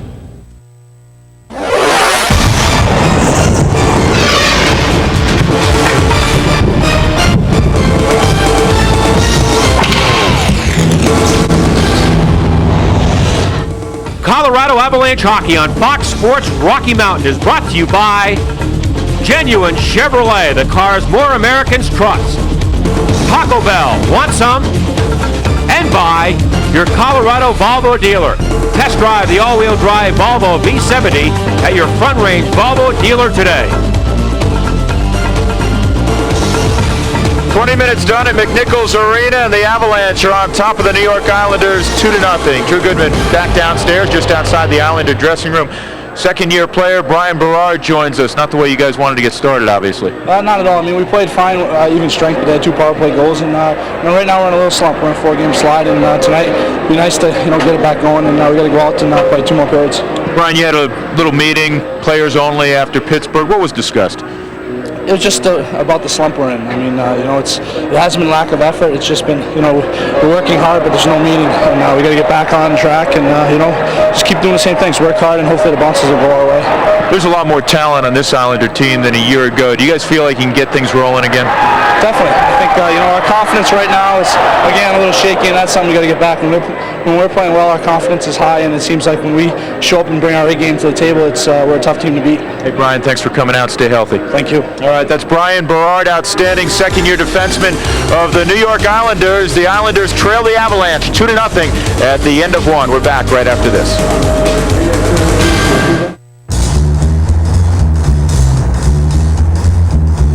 So, it wasn't my fault. Puck fractured my skull. Now that he's driving the all-new, all-wheel drive Volvo V70 cross-country, if Huey Croup misses any games this season, it won't be because of snow or ice. I'm out of here. Well, maybe ice. I'm okay. The right car for Huey just might be the right car for you. A Melody home. Quality.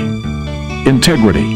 Since 1953. Trust and tradition to a generation of families. A Melody neighborhood where things are good, close-knit and sunny. A Melody celebration. Expectations met. No regrets. Melody Homes, your home. For a really good time, my son Milo here likes to count the ants in his ant farm. Personally, I like my entertainment to have a little more variety than that. That's why we got Prime Star Satellite TV. Talk about choices. We can always watch entertaining stuff with 160 channels. Milo, how many of those fascinating ants do you have to watch? Only 34, or it might be 37. Get Prime Star installed for just $99. It's as easy as 1-800-PRIME STAR. This year, the Old Farmer's Almanac predicts 50 inches of rain. Is your rent-a-car company ready for that? Not exactly! And 40 inches of sleet and snow. Are they ready for that? Not exactly! Starting January, Hertz introduces a more comfortable way to return your car. The new Hertz Return Center, where you're protected from the weather all the way to the terminal. Does your company do that? Not exactly! A lot of industry experts told us that the passenger side was the best place to add a third door. We got still more advice insisting that the driver's side was the only logical choice.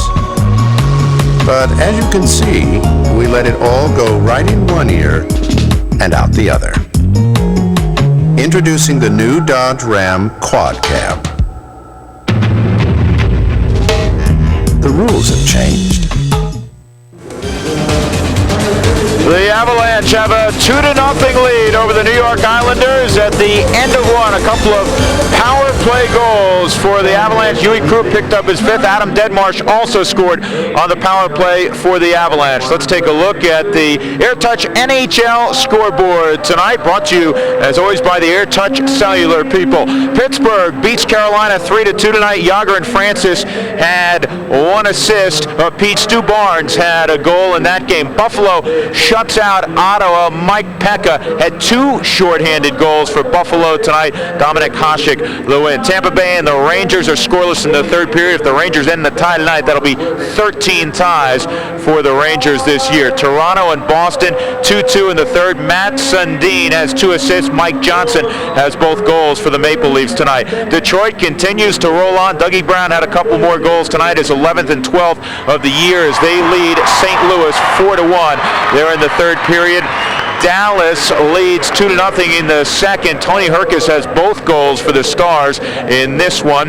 In the third period, 2-2, Calgary and Montreal tied up. Calgary with the shot advantage there, but it is a 2-2 hockey game. Philadelphia leading Vancouver 4-0 in the second. Arturas Irby was pulled in that game. Corey Hirsch is now in the nets for the Vancouver Canucks, who continue to stumble along. 2-0 here, the Avalanche leading the Islanders in the first intermission.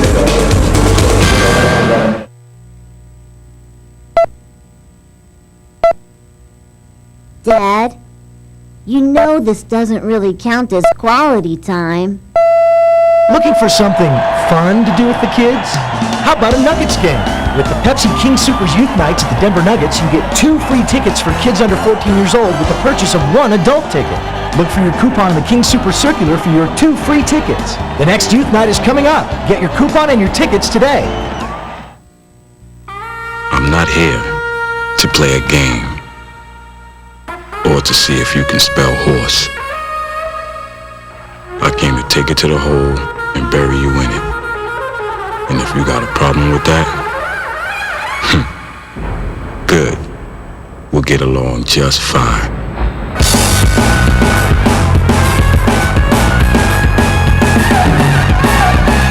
Life is a sport. Drink it up. Reaching the next level. The top. That's what it's all about. Playing with the best. To reach the next level, you need to overcome adversity. Setbacks. Grit your teeth and show the world that you're set apart. Be a quality person. Sometimes it's just an old-fashioned gut check. If you have talent, you can win the cup. Even you. You can be the best. Be the best. Be the best. At the next level. Have fun with Grandpa! Bye-bye. And this boon I got in Missouri. What does it say? Missouri? Huh. Your great.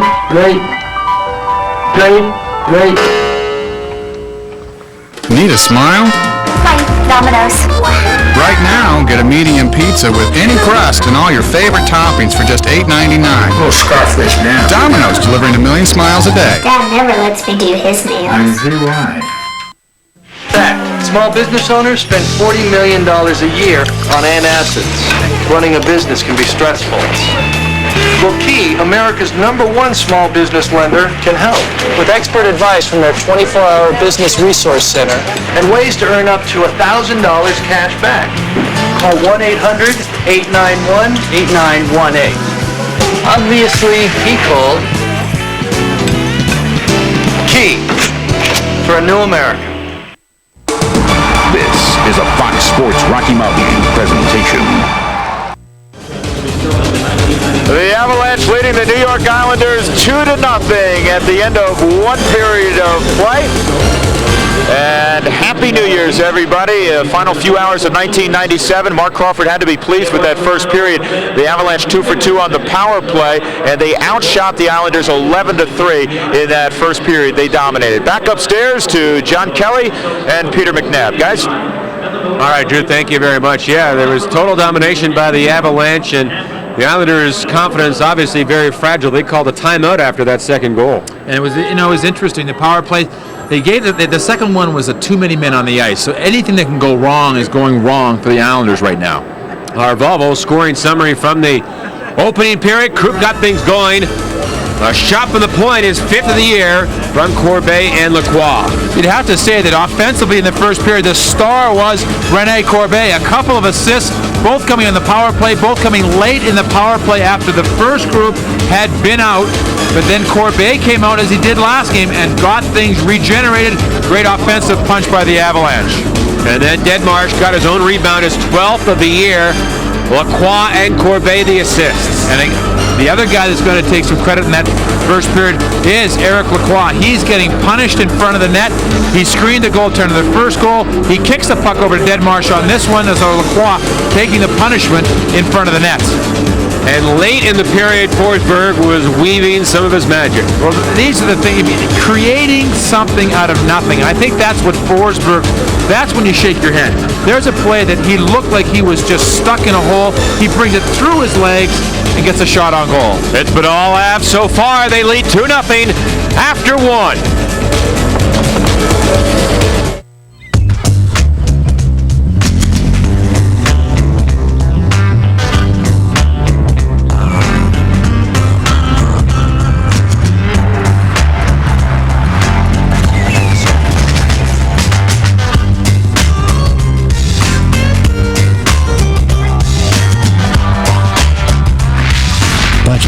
Get out of the ordinary. Rent a convertible for just $45 a day at Budget. John Lithgow performs the Discover Chord Dial-Along song. An extemporaneous piece. Provided for your dialing pleasure while you call 1-800-IT-PAYS-2 and apply for your Discover card, the card with the cashback bonus award that always pays you back. That was a nice surprise. And that's music to everyone's ears. It pays to Discover. To apply, call 1-800-IT-PAYS-2. Accepted where you see the Nova sign. Now you can enjoy the same great clarity of your office phone. Mom, I know I sound like I'm in my office, but I'm not in my office. The same convenient features. Hold on a second, Mom. I have a call waiting. No, that doesn't prove I'm in my office. With new Access 2 Advanced PCS from US West.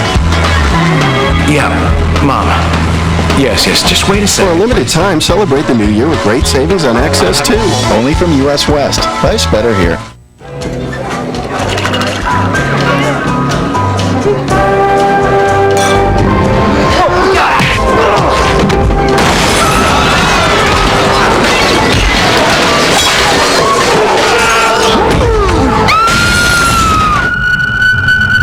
Meet Sean Graham, veteran stuntman. This is how he lives. This is what he drives. What else would he drive? Chevy S10, like a rock. A Melody Home. Quality. Integrity. Since 1953. Trust and tradition to a generation of families. A Melody neighborhood where things are good, close-knit and sunny. A Melody celebration. Expectations met. No regrets. Melody Homes, your home.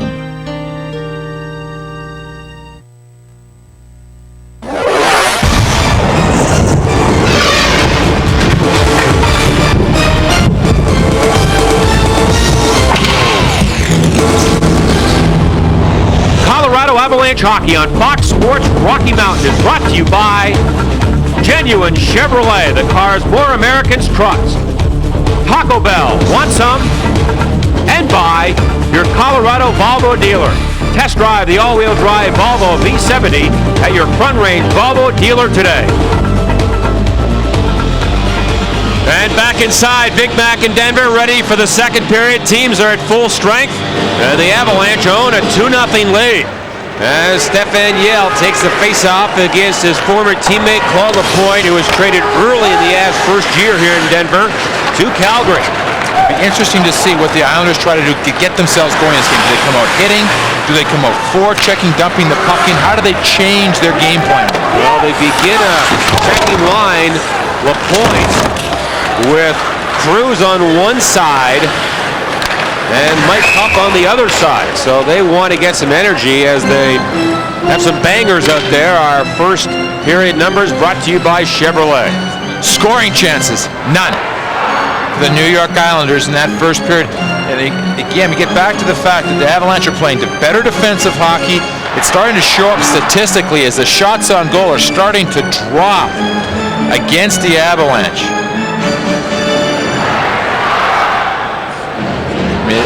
John, it's pretty tough not to think this isn't the next goal hockey game. If the Islanders are going to stay in this game, they need the next goal so they can just relax a little bit and play their style and maybe get a power play goal and get this game tied up. The Avalanche get it, then all of a sudden the Islanders who aren't scoring are going to have to open things up. Well, here's a turnover, but Gusarov got over there and tipped it away from Palffy. Now kept in, fired through the goal crease by Nemchinov. To the far side, tipped up by the Avs, and Sakic trying to get free. He played close to 9 minutes in that first period to Joe Sakic, the most effective player. And now the Islanders, who have never beaten the Avalanche, they've lost all 4 games since the club moved to Denver last year. The Avs beat the Isles 3-2 on home ice and 6-2 in New York. Here comes Gusarov on for Lacroix. Can't get to it. Johnson turns for New York and rolls it down the ice. Watt, risky play to fire it by Tom Chorsky, and here comes Forsberg. 3-on-2. Works in, and a save right by Bicho's stick as Forsberg tried to go low. Now Curry in front. Great pass. Ozolinsh walks in. Can't get a shot. Now Ozolinsh still has it. To Forsberg. Wrap around. Rebound Lemieux. Another shot. And Ozolinsh couldn't get it into the goal. Oh, what chances there. And back on the Islanders, 2-on-1. Here's Bertuzzi, walks in. Saved by Waugh. And he stopped the rebound as Todd Bertuzzi worked down 2-on-1. Now tipped on goal by Bertuzzi as Smolinski let it go. And Waugh made the save on that. Back on the right point to McCabe. Sharp angle, Smolinski in front, and Waugh dives out and hangs on as we have good action at both ends. At the one end, Ozolinsh almost too unselfish. As he got a pass from Curry, danced in front, and there was no one around. There was a 2-on-1 down low. Lemieux had a man tied up. Ozolinsh was waiting for Lemieux's stick to get open. And he just finally got himself in a position he had to go in behind the net. Now watch Ozolinsh right here. Waits and waits. Can't quite get the puck to Lemieux. Kept working. Now he gives it to Forsberg. And again, Lemieux taking punishment in front of the net. He had it. He had the shot. It just fell off his stick. And then McCabe smoked him. Up high. Watch in front of that. The first play right here, Lemieux's got it. It looks like he's going to be home free. Then he gets smoked right side of the head. And then the Islanders came down in Bertuzzi on a 2-on-1 with a great opportunity. 2.5 gone here in the second period. Still 2-0 for the Avalanche. As Donovan darts into the zone. Oh, great feed. Right in front, gets it back. And can't get a shot on goal as Kurt made a great play to get it back to Donovan. And he got in too tight. Now Donovan down low. Can't center. Now a fight in front of Odgers. Drops him. And a couple of quick punches there by Jason Strudwick, a rookie. And now Odgers fighting back. This is Strudwick's first game, and I think maybe, John, his first shift is 6'4", 230 pounds. It's his first game this year. He played one game 2 years ago. And the Islanders called up 4 players the other day, including Strudwick, to get some life into the lineup. And that was quite a battle between Strudwick and Odgers. Well, he had a couple shifts in the first period. Strudwick did.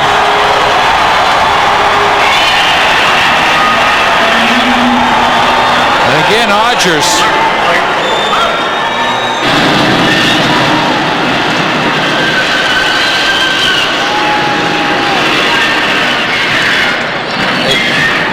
You just scratch your head, John, don't you? I mean, there's a big, strong kid, Strudwick, trying to make an impression, obviously, with the management. Caught one under the eye, but he was game. But Odgers, how did he end up in Colorado?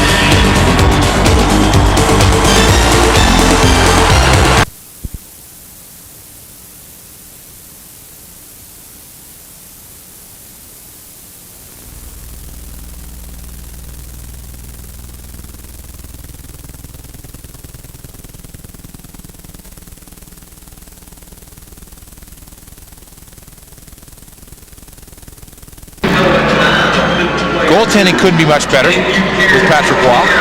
You got a big, strong mobile defense. You got scoring up front like few clubs in the league. You got good role players. Yeah, I'm not gonna waste this chance. This is my chance to get my name engraved on something. And don't forget, as you mentioned, Peter, when he came here, after he was cut by Boston, released, he was skating every day with the firemen in his local community. So he's gone from the from the Fire to the Avalanche. And he couldn't be happier. He's a pleasant guy. I think he really enjoys his time here in Denver and appreciates it. Odgers and Strudwick got 7 minutes and penalties, 2 for high sticking, 5 for fighting. 2-0 here for the Avalanche. 4 minutes into the second period. As the teams remain full strength on the ice, the puck played to center, now back for Gusarov. The one thing you don't want to do if you're the Avalanche is what they just did. Get a little careless. You know, because you're creating good scoring chances. force the Islanders, if they're going to score, make it a good goal. Don't give them one and get them all excited. Now Eric Lacroix gets the puck ahead to Sakic. And he'll wrist it high, vital chance, and in deep, and the Avalanche making a wholesale change here. 5 new players over the boards. Islanders race in. Reichel a shot. Blocker saved by Roy. The point is after it. But Ozolinsh gets it out now to Corbeil. He's got 2 assists in the game. Islanders right back in there. Put in front by Mike Huff. But broken up by Corbeil, and the puck snared by Miller into Corbeil. Miller goes to the net, gets it. And taken out by Lapointe behind the goal. And now Berard for New York. He was checked. Stefan Yell trying to keep it, and he does for the moment. Now Yell again near the line, did a good job. And Miller tips it behind the Islander goal. Up to Lapointe again. This time he gets it by Ozolinsh, who now sends a bouncer back to Lefebvre. Here come the Avs again. Corbeil takes a shot now, puts it behind the net. And LaChance leaves it in the near corner. And the Islanders, Berard up the wing. Oh, stolen there by Forsberg. In front, and a save by Fischel on Lemieux, who then got a shot right in the back of the head on the clearing attempt. Now the Islanders down the boards. Bertuzzi left it, and a shot by Chorsky was wide. And Forsberg gets it back for the Avalanche. They go up and down a bit more here in the second period. Lemieux, a big hit in the corner. He knocked McCabe down. And Bertuzzi now for the Islanders. To Pilon. McCabe and Claude Lemieux have had a battle every shift on the ice in this second period. Now Curry through the neutral zone into Lemieux. And he was taken down by McCabe, and now picked up by Dane Jackson. Left it. Fresh shot taken there by Nemchinov. That was high. And the Avalanche quickly the other way. Forsberg. Down his off wing in front of Ozolinsh. Right in. He shoots. He scores! Ozolinsh!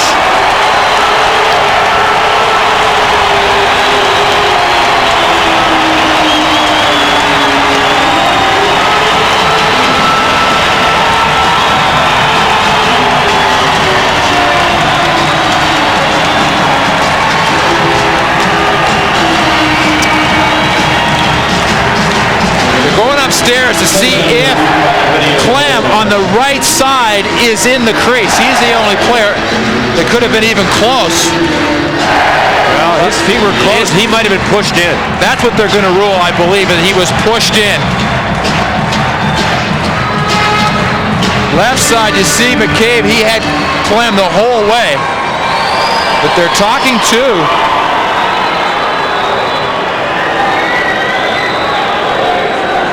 Well, the referee, Maruelli, is still on the phone.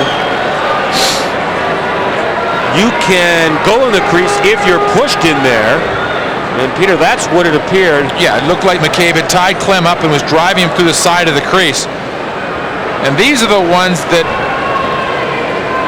you know, they review. You have to review it because the man is in the crease. But the ones that are completely away from the play, that they're hoping that they can eliminate.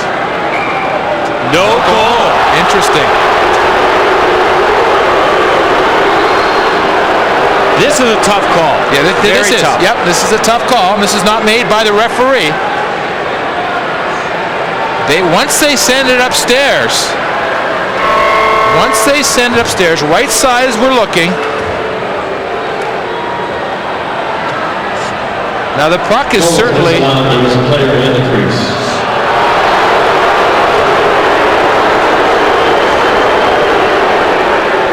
You know what's it is interesting is that if they upstairs see that a man is in the crease, they can't call down and buzz the referee and say, hey, that shouldn't be a goal. The referee has to go up. But again, a lot of onus on the referees to make calls. And that was a bit of a subjective call as the Islanders, in front of great chance by Green. Saved by Waugh. Rebound now picked up by Ozolinsh. And now Yell gets it, so it's still 2-0 for the Avalanche. And this is exactly the kind of shift the Islanders want. They got a break. They kept themselves in the game with the call. And now they need to just use it and say, okay, we got a break. Let's get some jump. Again, as you said earlier, Peter, the next goal is obviously the key goal in this hockey game. As Clem plays it back to Lefebvre now for Yell. He'll dish one to the right wing side for Donovan, gets it in, but not very deep. And here come the Islanders, down by 2. Into the zone, Green. Rister bounces toward the net. And played by Lefebvre off the boards. Now to Lacroix. Breakaway, no one is there. The Avalanche were making a change, and McCabe now for New York. With 12:15 to go in the second period. Now the puck loose at center. Lacroix kicks it in there. And Pilon will beat Sackett to it. Then he turns and goes up the middle. Now taken by New York. Here's Huff, long wrister. Big rebound in front. Look out! It was tipped on goal. Off the leg of Paul Cruz and a save by Waugh. And Deadmarsh scampers the other way. Oh, good move. Goes wide on McCabe. Puts it in front. Now McCabe with it. Run to the boards by Lacroix. And the Avalanche do some forechecking and get the puck. Lacroix down low. Now to Deadmarsh. Looks in front. Finds foot. Back to Deadmarsh. Sakic a shot. Oh, and a save by Fichot on the 15-footer from Sakic. Now Zygmunt Palffy. Foot has lost his stick. Uh-oh, look out here. Palffy puts it right in front and no one was there. Waugh was nearly caught out. Left point. Reichel, a shot is wide. Patrick has picked up his stick again. In front. Oh, a save by Waugh. On Reichel. He was in cold turkey. Another chance in front. And the rebound was over the stick of Reichel. Islanders have pressure here. In front. Fanned on him. O'Neill heads the other way. And a save by Fichot on that high drive. The right-hand shooting Adam Foote had Joe Sakic, a left-handed shot stick. And that was one of the reasons why there was a little confusion down low for the Avalanche. They got in trouble there, and the Islanders missed a couple of great chances. Even though Dodge Ram is the bright red gold standard of pickup trucks, we're always improving things. We've made our available Magnum V8s even more powerful. We've improved the already world-class interior. In all, we've made 130 improvements to the Ram lineup since introduction, including this one, our new flow-through ventilation system. New Ram Quad Cab. The rules have changed.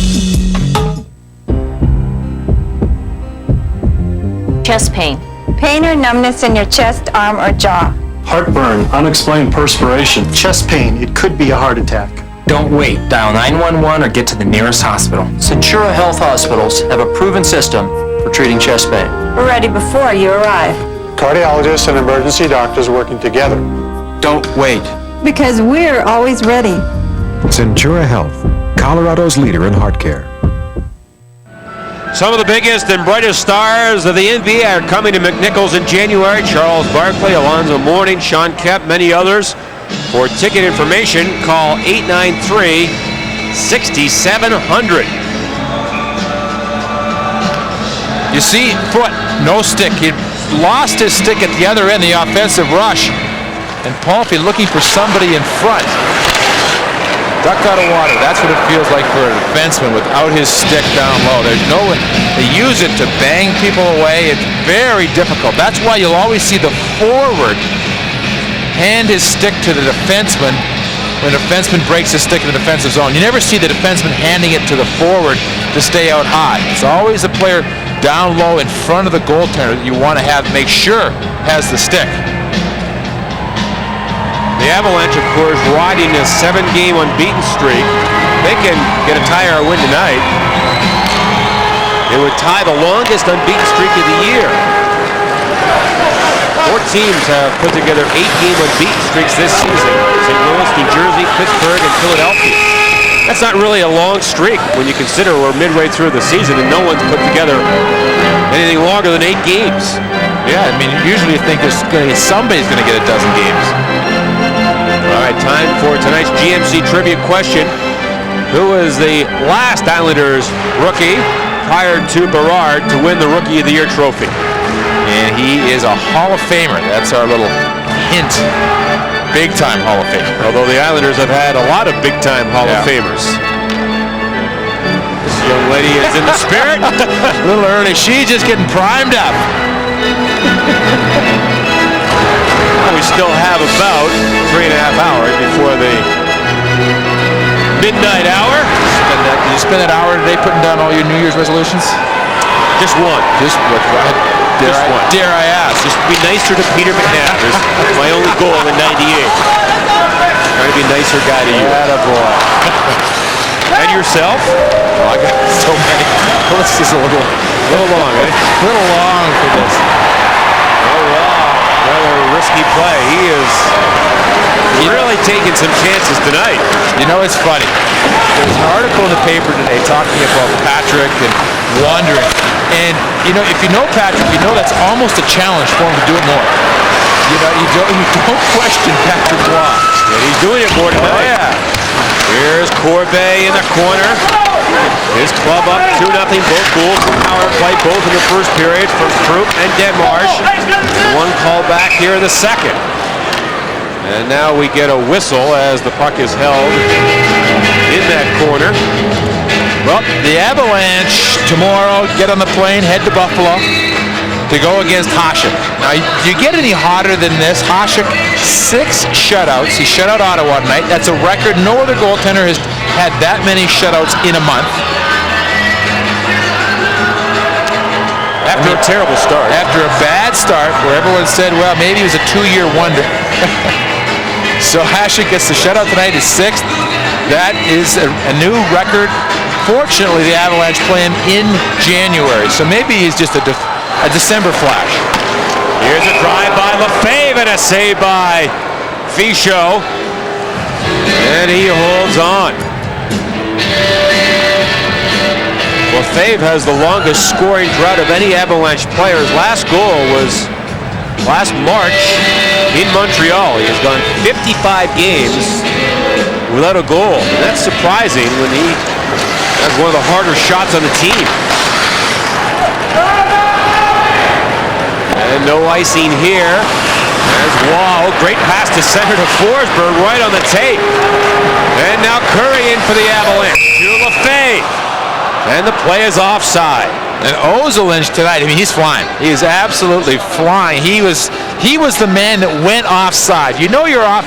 Your defensemen are jumping into the play. When the man carrying the puck is a defenseman, the man offside on the forward rush is the other defenseman, his partner. But Waugh makes that pass up through center ice. John, we've been lucky enough to cover the Avalanche again this season. There was a play in Vancouver where Trevor Linden scored. Can you remember many other plays that resulted in goals against Waugh when he was handling the puck? Nope. I mean, there's been a couple of close chances, granted. But I think it's just a real dimension for this hockey club. Peter, I think here's a chance now for Denmarsh. Saved by Fichot on the rebound. Sakic was after it. Here comes Kucherov. Back to the captain, puts it in front. Denmarsh working down low now for Eric Lacroix. Avalanche up 2-0 here, looking for more. Sakic pinned into the corner by LeChance, and the puck lobbed behind the air to center. Peter, I think Waugh's gambling tactics, a lot like the Avalanche's philosophy with Ozolinsh and Sakic on the points of the power play.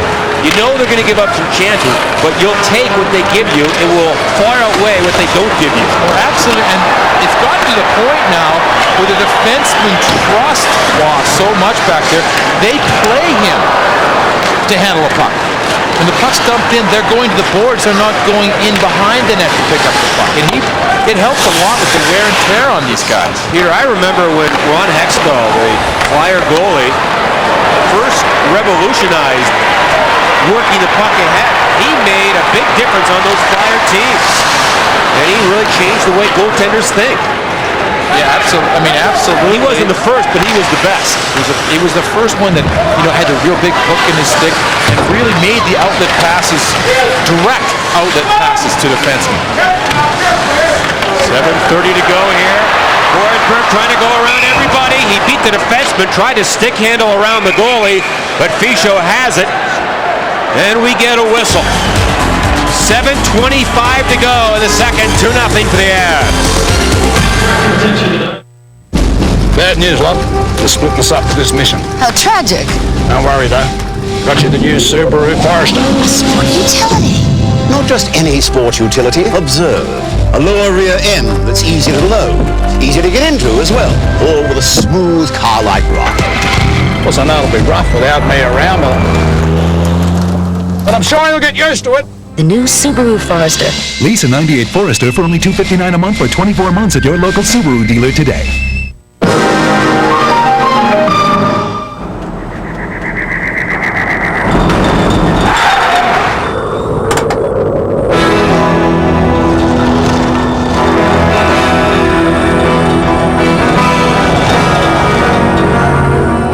Stampede tomorrow night, 2 a.m.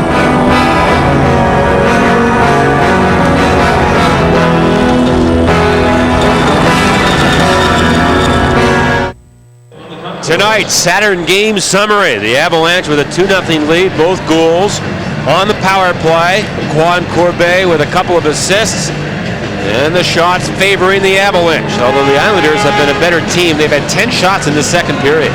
And some pretty good opportunities off the rush. They've had some more jump, and they got their big break. Ozolinsh scored, the goal was called back, and so instead of being down 3-0 in a real hole, they're one goal away from making this a hockey game. Now off to draw the point, gets it back for New York. And Pilon will dish it ahead. Bertuzzi is after it. And the play is offside as Smolinski carries in.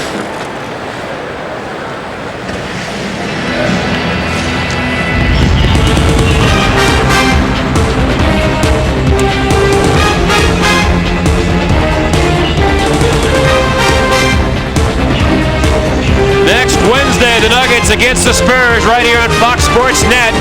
6:30 Mountain, 7:30 Central. 7:10 to go in the second period. 2-0 for Colorado. Now Bertuzzi for New York. Ahead to Chorsky to the Avs line. Here is Lefebvre turning. Up front, Odgers, Clem, and Donovan. Clem's at center ice here. Now the puck put toward the goal. Oh, a bouncer in front. Smolinski had a whack at it, but never got it on net. And Ozolinsh trying to clear it. Kept in. Bertuzzi in front. Gets it back. Saved by Waugh. Rebound is at the goalpost. It's right in front of the goalpost, and Patrick has it covered. You have to wonder how he finds the puck. How he is so able to feel where the puck is. The puck was bouncing around. He's going to keep his leg back and behind the play. Watch his right leg. It's going down. Not sure. Boom. It just sticks the leg back up. His left leg, pardon me. He's not sure where it is, but he senses it somewhere behind him. Chorsky looks like he's got it, and Chorsky, he almost blocks Chorsky's stick as much as cover up the puck. Now 6:31 to go in the second. 2-0 the Avs lead it. And a long shot from the left point by Johnson is off the glass. Islanders get it down low. Palffy trying to get free back there. Well, Palffy in the corner, left it for Nemchinov in the slot. Palffy back on the line, and the shot hits some traffic in front as the rookie Strudwick let it go. Now to the corner again. Nemchinov battles with Gusarov, and the Avalanche fired away. Here is the youngster Strudwick after the fight with Odgers. Strudwick up the right wing boards. And now to center for Nemchinov. Left it for Palffy. Palffy now in front. Reichel, a shot blocked, and the Avalanche cleared away. And no icing here. As Janssen, the ex-Maple Leaf. The center, and dumped in by Dane Jackson. Waugh goes right up the middle. Here's Pilon, a shot, and that was blocked by Crew. Trying to clear it, right to Dane Jackson, the ex-Sabre. Now Crew trying to knock down his man, he did, but he'll get a penalty on the play for cross-checking.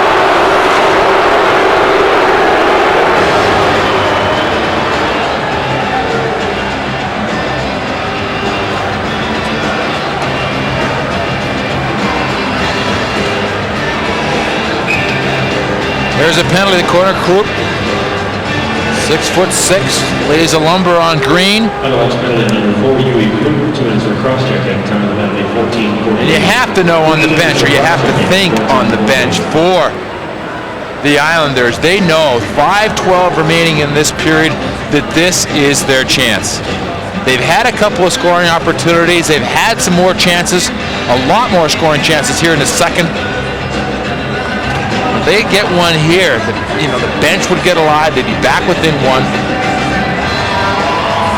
Talk about a tough road trip for the Islanders. In Pittsburgh on Monday, here tonight, Friday in Dallas, and Saturday in Phoenix. Phoenix is hot right now. And then they come home and play Pittsburgh.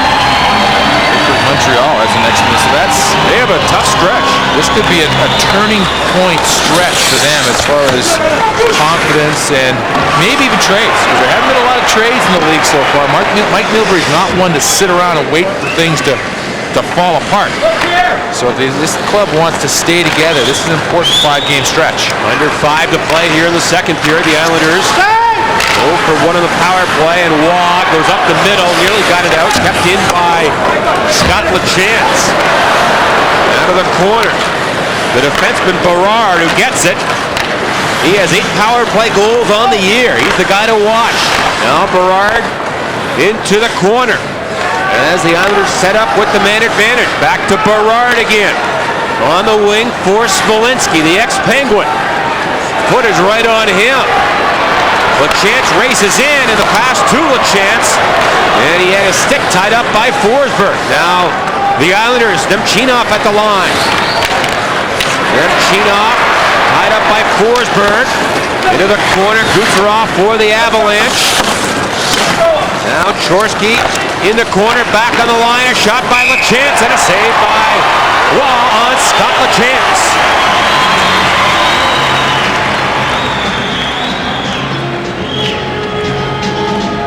Well, time now to check out what's on tap, brought to you by Miller Lite.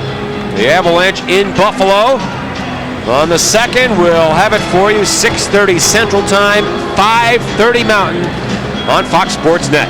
Everybody, of course, have heard of Buffalo chicken wings, but there is no better place to get them than Buffalo itself at the Anchor Bar, the restaurant there in Buffalo. That's good job in front of the effort by the defenseman. Again, Waugh, they're not crisscrossing in front of Patrick Waugh, allowing him to see that puck. And the Avalanche off the faceoff, steal it, and Yell drives it down the ice. 3:50 to go in the second, 35 left in Krupp's minor. As the Islanders, Kenny Janssen, good offensive-minded defenseman. Now down the far wing, here's Berard trying to center one, but it was blocked by Messier and cleared to center. We've talked a lot about Berard tonight, who has the puck, but people who follow the Islanders say that Janssen may have been their most consistent defenseman all year long. A lot of controversy in Sweden when Janssen wasn't picked to the Swedish Olympic team. Mike Milbury, their GM, was very upset with Kent Forsberg for that decision. Now the Islanders, the Avalanche are back to full strength. It comes in front. Oh, the point had to go off his skate. And now taken behind the goal. Reichel in front. Saved by Waugh. With that kill, Clemstar donates $50 to the Special Olympics. And the Islanders now 0 for 2. It's still 2-0 for Colorado. Here's LaPointe in behind the goal. In front. And another call. Krupp again. This time interference. And New York will go right back on the power play. She'll be coming round the mountain when she comes. Come on, kids, you all know the words. She'll be coming round the mountain when she comes. Looking for something fun to do with your family? How about the Nuggets Family Nights? For $49, you get 2 mini balls, 4 tickets, 4 Pizza Hut pizzas, and 4 Pepsis. That's a whole lot of fun for $49. The next family night is coming up.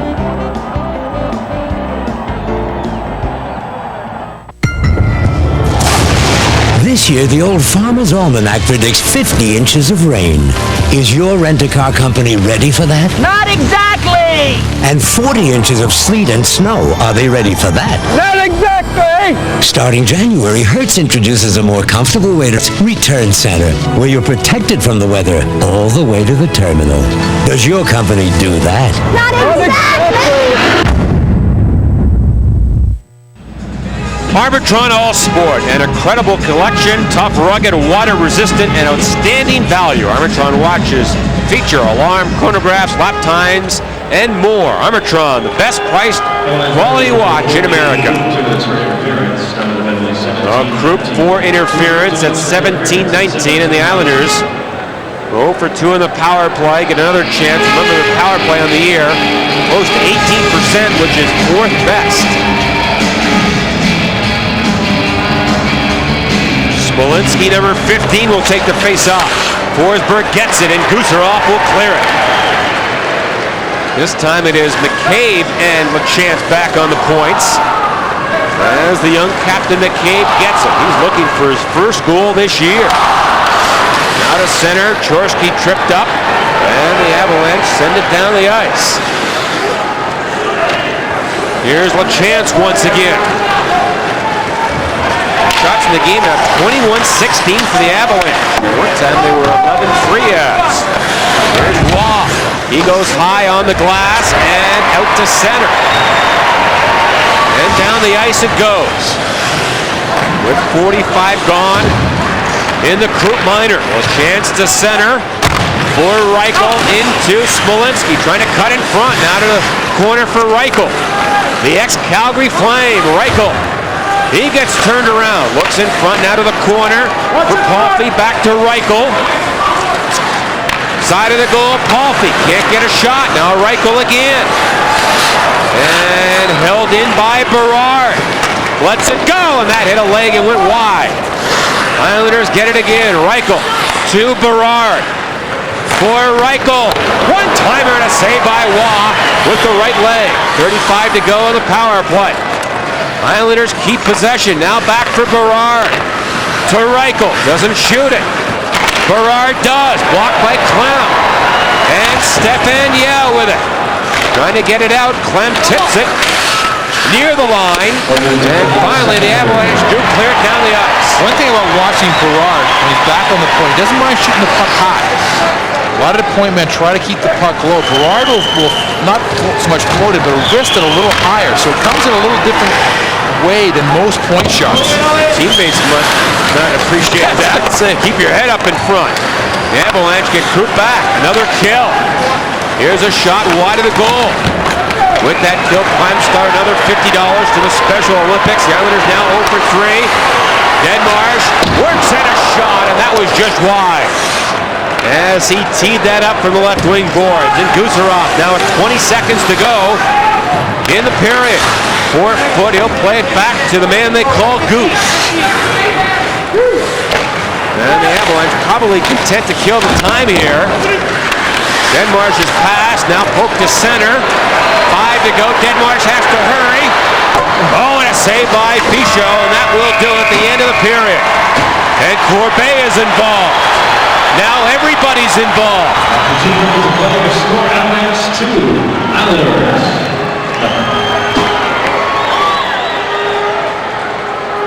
Well, a game we have just been flying through this hockey game. Haven't been a lot of whistles, haven't been a lot of face-offs. A scoreless second, the Avalanche still lead by 2.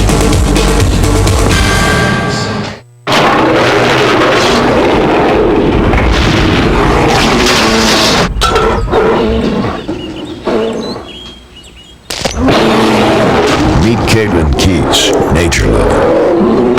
She also loves the new interior of the Chevy S10. There's a lot to be said for the great indoors.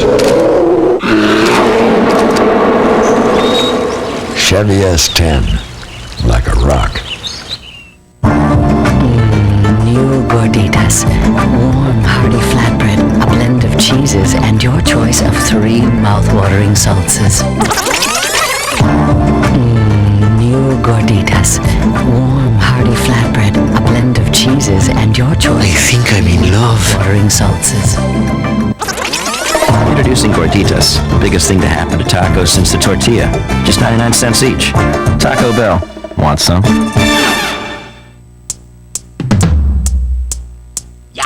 Hey, you want something to celebrate? Right now, AirTouch Cellular is offering cellular service starting at just $9.95 a month for your first 6 months. That's under $10 a month for service from a world leader in wireless.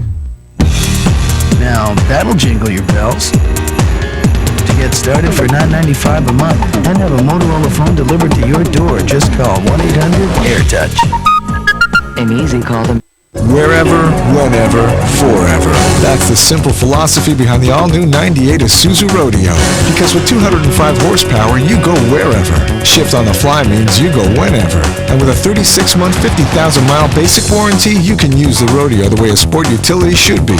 Wherever, whenever, forever. So go farther. Test drive a Rodeo at courtesy Isuzu Littleton, Denver Isuzu Denver, Jerry Roth Isuzu Lakewood, Longmont Isuzu Longmont, and Tiny Isuzu Aurora. Have fun with Grandpa! Bye-bye. And this boon I got in Missouri.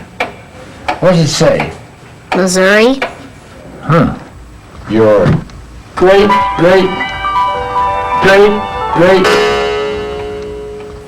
Need a smile? Hi, Domino's. Right now, get a medium pizza with any crust and all your favorite toppings for just $8.99. Oh, scarf this now. Domino's, delivering 1 million smiles a day. Dad never lets me do his nails. I see why. You're watching Colorado Avalanche hockey on Fox Sports Rocky Mountain.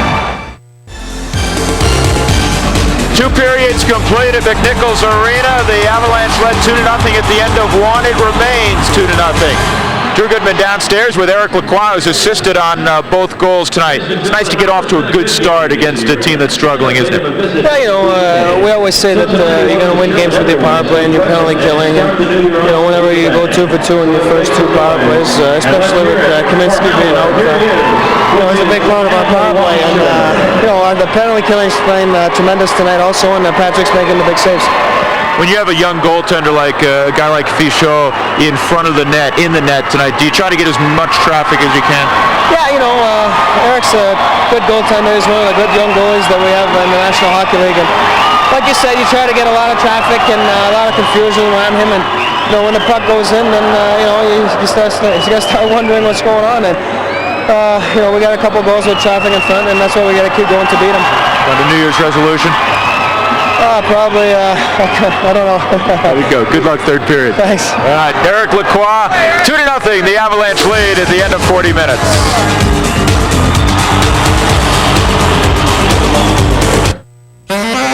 Didn't come here to play a game, or to find out if you can spell horse. We came to take away your toys and put you to bed. And if you don't like that, good.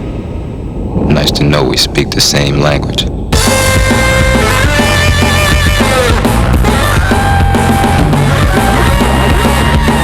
Life is a sport.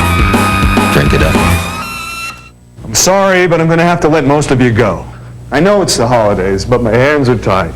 It's just that with financing as low as 1.9 or up to 2,000 cash back on Ford cars and trucks, I can't keep it. So, if you started in 97 or earlier, get your papers in order. Escort, Ranger, F-150, Explorer, all of you. 1.9 financing or 2,000 cash back. Oh, the insanity of it all. Year-end clearance, only at your Rocky Mountain Ford dealers. Hi, Taurus. I miss you.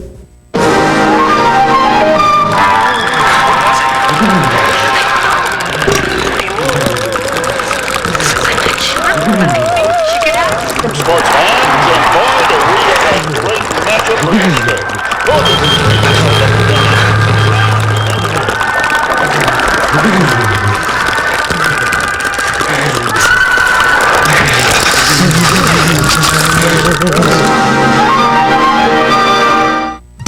This is my son Milo's bird, Squeaky. Squeaky was easy to get, but he's not so easy to maintain. I like entertainment with zero maintenance, which is why Squeaky's not getting a girlfriend. We got Primestar satellite TV instead. One call and Primestar installed it for us, and they'll give us free in-home service if we ever need it. Plus, it's a heck of a lot more fun to watch than Squeaky. Don't listen to him, Squeaky. Get Primestar installed for just $99. It's as easy as 1-800-PRIMESTAR.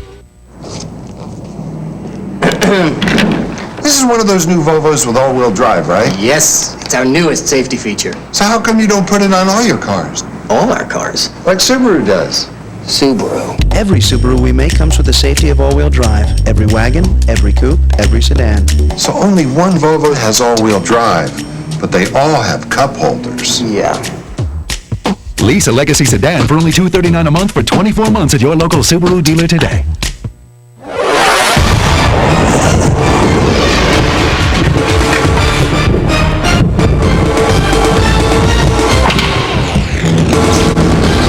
Colorado Avalanche hockey on Fox Sports Rocky Mountain is brought to you by the new Dodge Ram Quad Cab. See the four-door Ram at your friendly Dodge dealer. First Bank, the Colorado bank for you. Miller Lite, the official beer of the Colorado Avalanche. And by Stevenson Lexus and Cooney Lexus, who invite you to test drive a Lexus today. Back inside McNichols Arena, the Avalanche leading the New York Islanders 2-0. Both goals came on the power play. Yui Krupp has his 5th of the year. Adam Deadmarsh also tallied for the Avalanche. Let's take a look at the budget NHL scoreboard. Busy night this New Year's Eve. Pittsburgh beats Carolina 3-2. Yager and Francis had assists in the game. Stu Barnes picked up a goal. Michael Pekka a couple of goals. Dominic Hasek another shutout as Buffalo beats Ottawa 3-0. Tampa Bay beats the stumbling and bumbling New York Rangers tonight 2-0, a rare win for Tampa Bay. Boston and Toronto skate to a 2-2 tie. Brendan Shanahan picked up his 18th in Detroit's 5-2 win, their 25th win of the year. LA and Dallas tied at 2 in the third period. Montreal gets a goal from Brian Savage. They're trying to make that one hold up. They lead 3-2 in the third. John LeClaire got his 30th as Philadelphia is rolling over Vancouver. 2-0, the story here at Big Mac. We're back in a moment. Hey, Yui, going skiing? Nope. Wait a minute, isn't that the Volvo V70 Cross Country? Yes. Doesn't it come with all-wheel drive? Yes. And isn't that a ski rack? Well, yes. Then you are going skiing. Coach won't let us ski. But aren't those ski boots? Ice skates. Where are the blades? Being sharpened. Visit your Colorado Volvo dealer, because the right car for Yui just might be the right car for you. There's been a change in plans. I'm going to LA tomorrow. Tonight. The meeting's at 8 a.m. Oh, and here's your rental. We got a good deal. This is it? Have fun. Great presentation. Enjoy the rest of the day. Budget introduces the VIP pickup for just $29 a day. Budget. Get out of the ordinary.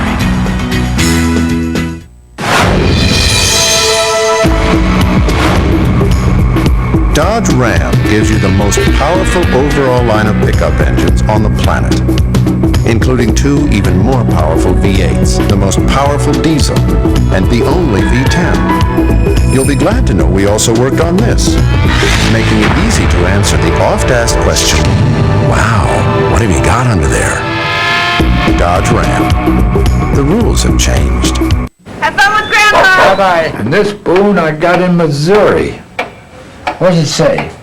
Missouri? Your great.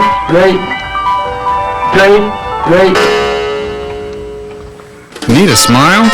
Hi, Domino's. Right now, get a medium pizza with any crust and all your favorite toppings for just $8.99. Oh, scarfish now. Domino's, delivering 1 million smiles a day. Dad never lets me do his nails. I see why. Come on! Time is running out, and nobody has better year-end savings and selection than John Elway. With thousands of clearance price cars and trucks to choose from at 6 convenient locations, nothing but the badge will do. How do you know you're getting the best year-end savings of Honda, Mazda, Oldsmobile, Hyundai, or Nissan? You get a badge to prove it. Year-end means deep discounts at John Elway Honda, Mazda, Oldsmobile, Hyundai, and 104th and Federal, and John Elway Nissan just east on 104th. That's all, folks.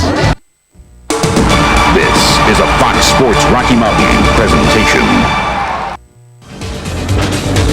20 minutes of hockey left. The Avalanche leading the New York Islanders 2-0. 2 power play goals for the Avalanche. They started out in the first period out-shooting the Islanders 11-3. New York played much better in the second period, but the Avalanche still 2 goals up. Pretty good saves by Patrick Roy in that second period. For more, here's John and Peter. Gentlemen. All right, Drew, you mentioned the Islanders came on, and they really came on after the goal was called back, and it remained 2-0. Yeah, they seemed to get some jump. Obviously, it was a big break in the hockey game, and they took advantage of it and got some good chances. The Avalanche, I don't want to say were careless, but they gave the puck away a couple of times, and it did create some chances for the Islanders. Our first bank highlights from that second period. The Avalanche had themselves some chances in that second as well. If the Avalanche are going to be upset with anything, it's that they had the chance to put this game away a couple of times earlier in that second period. You see how close they came right here. Lemieux gets the puck on his stick, but it just bounces off. He can't get it behind the goaltender. And this was the kind of first 10 minutes that we were looking at the Avalanche and the Islanders. And here's the one that may have made this a hockey game. Left side of your screen, you don't even really see him. But Clem goes through the crease. They call the goal back, and the Islanders picked it up after that. And here is the sort of what was typical of the last 7 or 8 minutes. Left side of your screen, Chorsky is going to get the opportunity to want, somehow feels the puck's behind him and kicks his leg out, stops Chorsky from punching it home. That was very, very close. Our second period stats brought to you by the new Dodge. Well, we remember back to the first period, Islanders, no chances. So they had 5 chances in that second period. I think the majority of them came in the last half of the period. So the Avalanche will take a 2-0 lead into the third period here on New Year's Eve '97.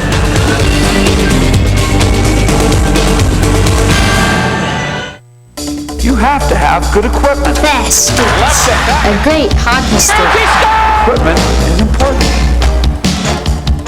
Get the best equipment you can. Tell him, Coach. Especially, you want to have fun. It's really not about beating the other guy. It's really about having fun. And nothing's more fun than beating the other guy. That's why you need good equipment.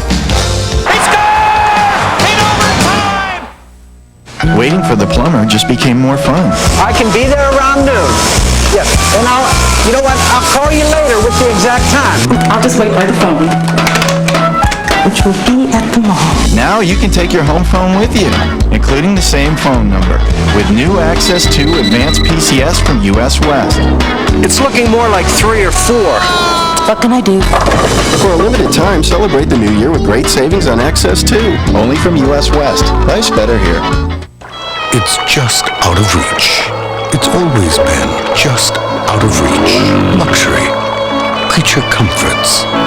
But now, there's the Lexus ES 300 with front-wheel drive and traction control available in forward and reverse at a price that's highly accessible to the average bear.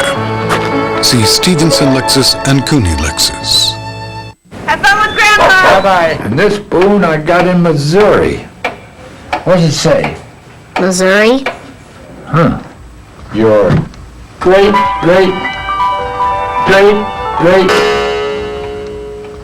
Need a smile? Hi, Domino's. Right now, get a medium pizza with any crust and all your favorite toppings for just $8.99. Oh, Scarfish now. Domino's, delivering a million smiles a day. Dad never lets me do his nails. I see why. Why do I keep taking the plunge?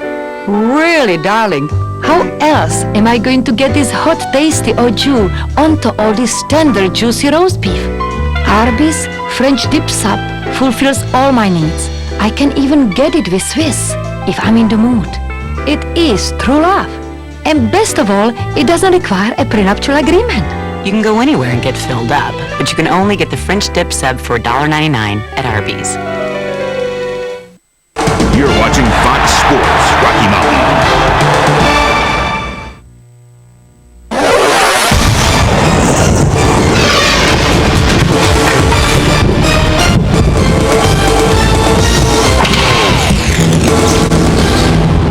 Avalanche Hockey on Fox Sports Net is brought to you by the Discover Card. It pays to discover. Gatorade, life's a sport, drink it up. And by Pizza Hut, making it great again and again. Back in Denver. Happy New Year's, everybody. As we get set to ring in a new year, about 3 hours away. And it's 2-0 for the Avs over the Islanders. That guy's got it right. Hockey hat and party hat. And Howler having some fun tonight. Howler's got a great new toy. Yeah. The Avalanche, he fires T-shirts out of it. He can go from end to end. The end of the ice all the way over the far glass. So if you come to the games, be ready. Get hit with one of those babies. Boy, big upset today in the World Junior Hockey Tournament. Switzerland knocked off Sweden 2-1 in a shootout. And the goaltender for Switzerland is an Avalanche draft choice, David Abisher. He's 19 years old. He was chosen last year by the Avalanche. Apparently this Abisher is the talk of the junior tournament. He has been spectacular. I mean, just basically stealing games. The only game that Switzerland has lost was to the United States, in which he didn't play.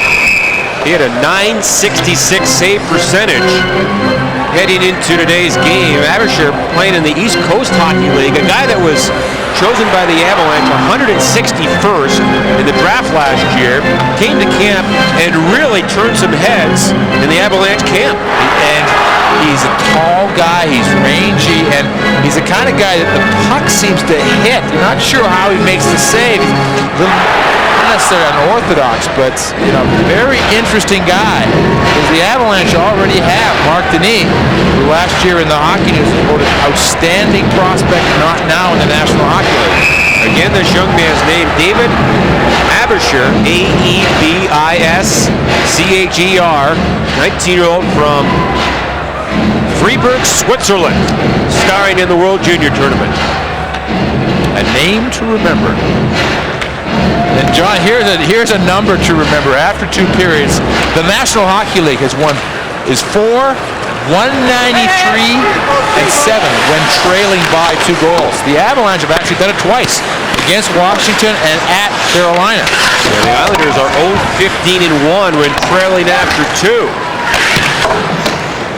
As the teams are at full strength early here in the third, the Avalanche guilty of icing here. The Avs, when leading after 2, a record of 16-2-3.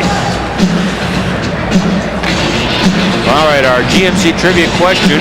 Who is the last Islander to win Rookie of the Year prior to Berard last season? You mentioned he was a great one.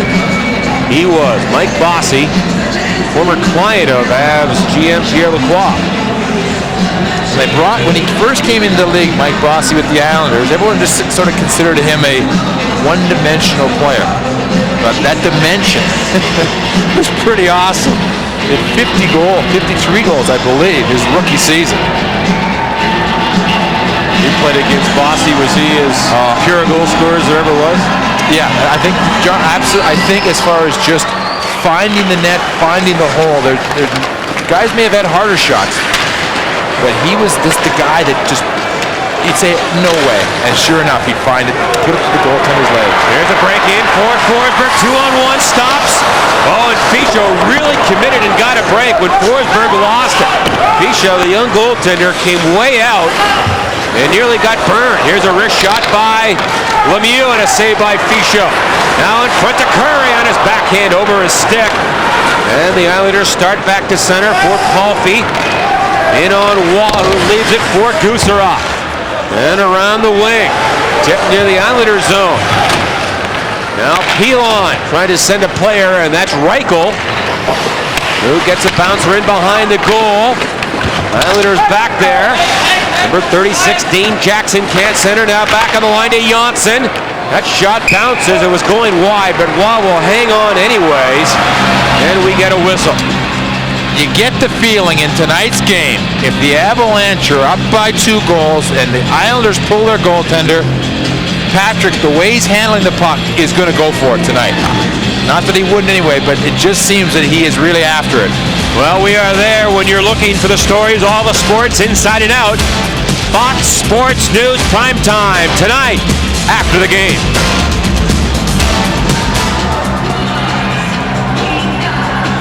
A minute 34 into the third period. 2-0 for the Avalanche. Islanders get the face-off. Now back on the line to McCabe. Wrister right on. A save by Waugh. And the rebound controlled by Deadmarsh to the far corner. Islanders pinch in and try to center one. Now McCabe is in from the left point. Into the corner. Krupp has his man tied up. That's Jackson. 3 Avalanche players around the puck, and they come up with it. And Sakic hits the line. Wrist shot, saved by Fischel. Rebound. Deadmarsh turns and fires. Now Krupp a shot, and that was wide. And off the backboards and down the ice. And both teams make changes on the go here. And Waugh behind the net for Messier. Can't clear it out. The Islanders, Chorsky is in the corner. Now for Smolinski. Tries to spin away from Deadmarsh. Picked up by the big guy, Bertuzzi. He is knocked down, gets it in front. A shot by Smolinski and a save by Waugh. Rebound right in front. Cleared, not out. On the line, a drive by Janssen, and that was blocked. And finally Yale now to center for Jeff Odgers. Into Donovan. Oh, big collision there. Berard knocked him down. Odgers follows it up, back on the line. Save in front as Yell gets it for the Avalanche. Here's Yell. One down from behind by Smolinski, or rather Chorsky. And Yell winds up on the puck and a whistle. Still 2-0 for the Avalanche. Fuel for thought number 496. A little something to think about on the road. Your Total card now works at Diamond Shamrock. And your Diamond Shamrock card now works at Total. Which means you'll never have to turn left into a Total when you can turn right into a Diamond Shamrock. And vice versa. Now with over 350 locations, no matter where you are in Colorado, you'll have 2 ways to go. And they'll always be right. It's just fuel for thought. Diamond Shamrock and Total. Now more than ever, all you need.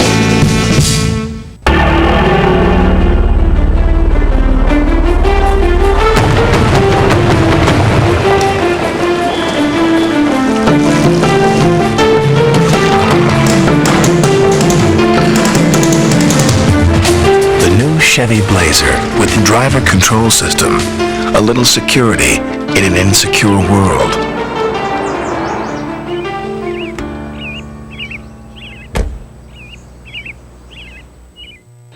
Well, Nuggets family nights are back. For only $49, you'll get 4 Pizza Hut pizzas, 4 Pepsis, 4 tickets, and 2 mini balls. Check the Denver Post for the family night coupon every Monday and Friday. And the next family night, January 2nd, the Nuggets take on Houston. They've got an idea, John. Bring your young guys to the game. Put the mask on. Did you see what they're doing? They're eating and everything while the game is going on. They save some. Well, they let the baby teeth get knocked out, but you get hit in that coconut, boy. That is one long night. Good idea, Dad. Tough deep popcorn through that mask, isn't it? Now Forsberg. He's alone in there and stripped away by Scott LaChance. And the Islanders head up ice, down 2-0. LaChance, long dump in. Waugh will play it. That would have been icy, but Waugh had to play it because the Islanders would have gotten there first. And the point tied up by Lemieux. Now Paul Cruz tips it behind the Avalanche goal. Here comes Ozolin. He had a goal called back in that second period. Turned over. Berard is in there for New York. Can't get a shot. Now back of the goal to Reichel. Makes a play off the boards in front. Oh, the man was open. But it was off the stick of Palffy. And the Avalanche get it out of danger. Here comes Berard again. Tip back in. The Islanders have been very aggressive club early in this third period.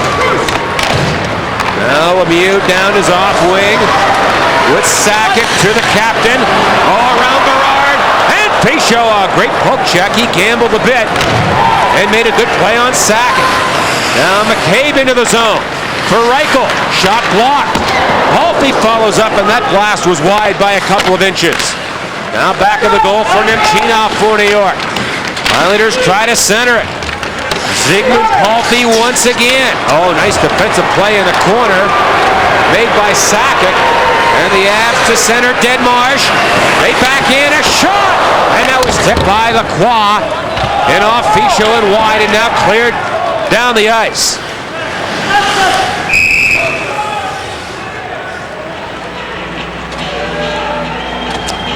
Talking about Adam Foote earlier, he was a second-round pick, 22nd overall in the '89 draft by the then Quebec Nordiques. Look at the defensemen that were drafted. There were 7 of them taken in the first round. Only Smolik and Haller are still in the league. So you can see what a tough thing it is to try to forecast who are going to be stars in the game. Because all of these players were considered real good hockey players at the time. Obviously better than Adam Foote, and none of them are certainly in his class right now. 3 of them have never played in the league. Yeah. Or a few games. So again, Foote has come along and to be one of the real good ones in the league. Here's Krupp off the face-off, walks in, and Pichot makes the save. And the Islanders clear it down the ice. And this should be an icing call. It is against New York. Well, speaking of New York, the New York native, Drew Goodman, is downstairs. All right, John, thanks very much. You guys were just talking about Adam Foote. If you recall against Montreal, when the game expired in overtime, he and Shane Corson started to get into it. They both dropped the gloves. Bill McCreary jumped in. He said, guys, you better pick it up. You're going to get games. Now, they both got match penalties. Foote was telling us earlier today that the exchange between he and Corson is pretty funny. Corson said, why'd you slash me in the first period? Foote said, I didn't mean to slash. I wouldn't want to take a penalty there. And Corson said, oh, okay. And as quickly as things got agitated, they kind of dissipated as quickly. Back upstairs. Yeah, they showed some self-control at the precise time and maybe saved themselves the suspension. Good job by Bill McCreary just to walk in and say, you know, gentlemen. Here's a shot by Yale and a save by Fischel. And the puck finally covered, and now Donovan bumps with Pilon. When Donovan first got to the Avalanche, he was put on a line with Deadmarsh and Sakic. They just wanted to make him feel at home, give him a chance to maybe get that first goal early. But since that time, he's been with Lacroix, Yell, Odgers on the third and fourth line, and has really used his speed and his size well. Maybe not getting a lot of points, but he's been, a nice addition as far as adding size and speed on the outside. He's had great chances in this game and the last game. Something that you can't teach, can't coach, can't change. You can skate. Yeah. It's going to be a benefit to you. Absolutely right, John. The one thing about hockey that will always remain the same: if you can skate, you've got a chance to play. Doesn't matter how good you are. If you can't skate, you're probably not going to play the game at this level. We have played 6 minutes here in the third. The Islanders down by 2. Get in front. A shot by Palffy. That was blocked. Now behind the goal for Nemchinov. He scores off a skate, and it's now 2-1. Nemchinov, a fluky goal, and the Islanders right back in it. This probably goes in off Gussarov's foot.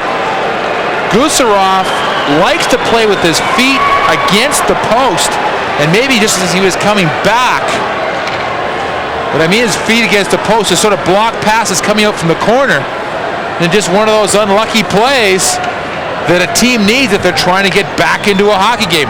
Watch along the left side of the screen, watch the feet of Gusarov. You see him right there, it actually bounced off both of his skates. Nemchinov, former New York Ranger, very instrumental the year they won the Stanley Cup. Went to Vancouver last year. He also had his first goal in the league ever back in '91 against the same Mr. Waugh.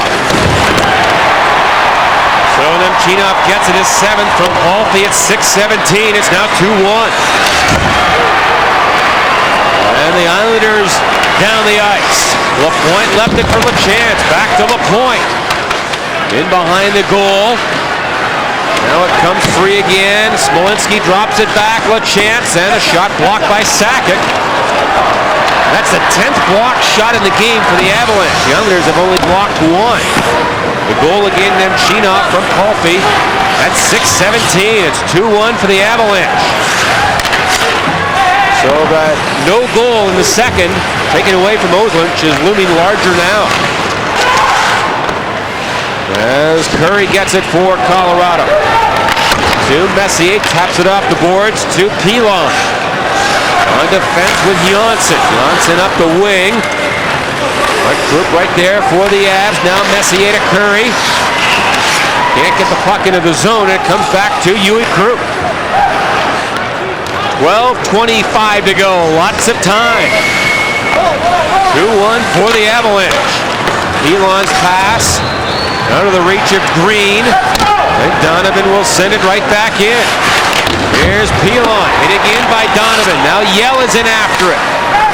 For Donovan in front to Foot.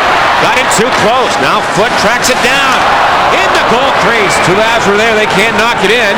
And the Islanders head the other way. Dumped in off the board for Sean Haggerty. Yell was in his face. He never got the puck. And now Corbet with 2 points in the game. Corbet trying to duck under the check in there from LaChance. Picked up by Reichel, and the Islanders get it back to center.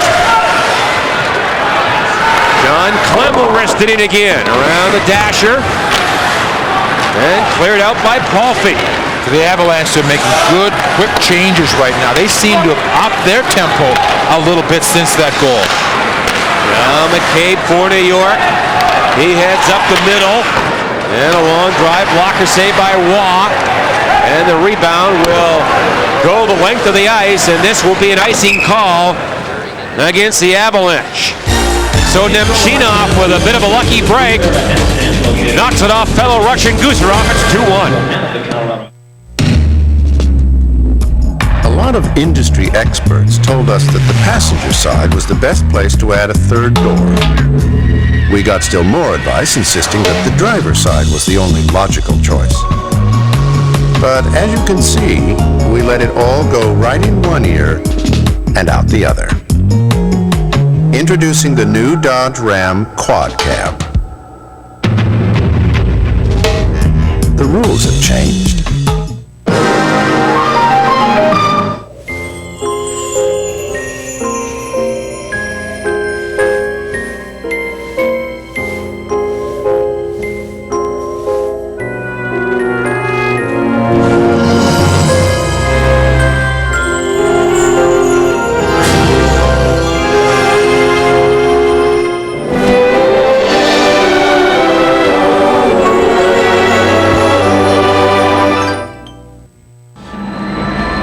Tonight's Subaru game summary, the Avalanche lead it by one. Both of their goals in the first, both in the power play. Avs had a goal disallowed, and then Nemchinov has banked one in here in the third period. Still lots of time to go, 11:09. The Islanders, John, pairing up their two top offensive guys, Berard and Johansson. Looking for a little more, looking for a little more offense now as the game goes along. That shot by Berard was tipped high, now to center. So Deadmarch will play it to the Islander line, and Johnson back for Brian Berard. The Avalanche sending only one man in deep. That was Sakic, and the puck is scooped high down the ice. No icing here. Messier will get it. Goes high on the glass, out to center, brought back in, and offside by New York. Adam Deadmarsh, who picked up his 12th goal of the season in the power play in the first period. he will be a teammate of Brian Berard. You talk to the players, and Berard was not one of the players on the World Cup team that Deadmarsh was on. It's going to be a real interesting situation trying to become teammates so quickly. Berard and Deadmarsh, could be very instrumental players in anything that happens offensively or positively for Team USA. And you have to wonder at this point if they've ever even met. That could be a big factor in who wins the gold medal. That and goaltending. And goal scoring and breaks. That's right. The referees. But seriously, the U.S., the big reason why they won the World Cup was they really came together as a team. But they had a few weeks to do it before the World Cup. This is 3 days, 3 practices. And that's it. And then you started. You know, speaking of the Olympics, Peter, there's a misconception that Sandis Ozolinsh did not get invited to play in the Olympics. The fact is, Ozolinsh is Latvian, and Latvia is not in the Olympic tournament. A couple of years ago, in a preliminary tournament to get into the Olympics, Latvia lost to Belarus, a team that they had beaten, according to Sandis, handily many times before. He said in the tournament they were winning games by 10 goals. I mean, played Belarus and lost. It was a major upset. Urbe, the goalie, didn't play at the time, the Latvian, because he didn't have a contract. He was afraid of getting hurt, but it was a major upset, and that's why Latvia and Ozolinsh are not in the Olympics. And he is not particularly happy about not having an opportunity, because he would have loved to participate. And speaking of goaltending, segueing to Patrick Waugh, he was voted the starting goaltender for the North American team in this All-Star game in Vancouver, along with a couple of pretty good defensemen. Bork Leach not having the best season, but still one of the premier defensemen. And look at the size of the North American team. Lindros, Leclerc, and Shanahan. How would you like to stop that line? You gotta hope there's no hitting in that game. Under 10 to play here in the third. The Avalanche with a 2-1 lead. Here's Berard after it. Gets it by Sakic, now for Palffy. And play to the Avs line. And now in deep, Reichel back of the goal. He steals it in front, but never got a shot on goal. Tried to keep it in, but now Adam Foote with a nice pass to Sakic, on to Deadmarsh. In with Lacroix. In front of Lacroix, had his stick lifted by Berard. And cleared ahead by Reichel. The always dangerous Palffy down the wing. Fakes it, no, nice play. Islanders work in, and a save by Waugh. That was Berard in from the point who had that chance. Now Berard centers it. Group gets it behind his goal. And with some determination, they'll work it to center.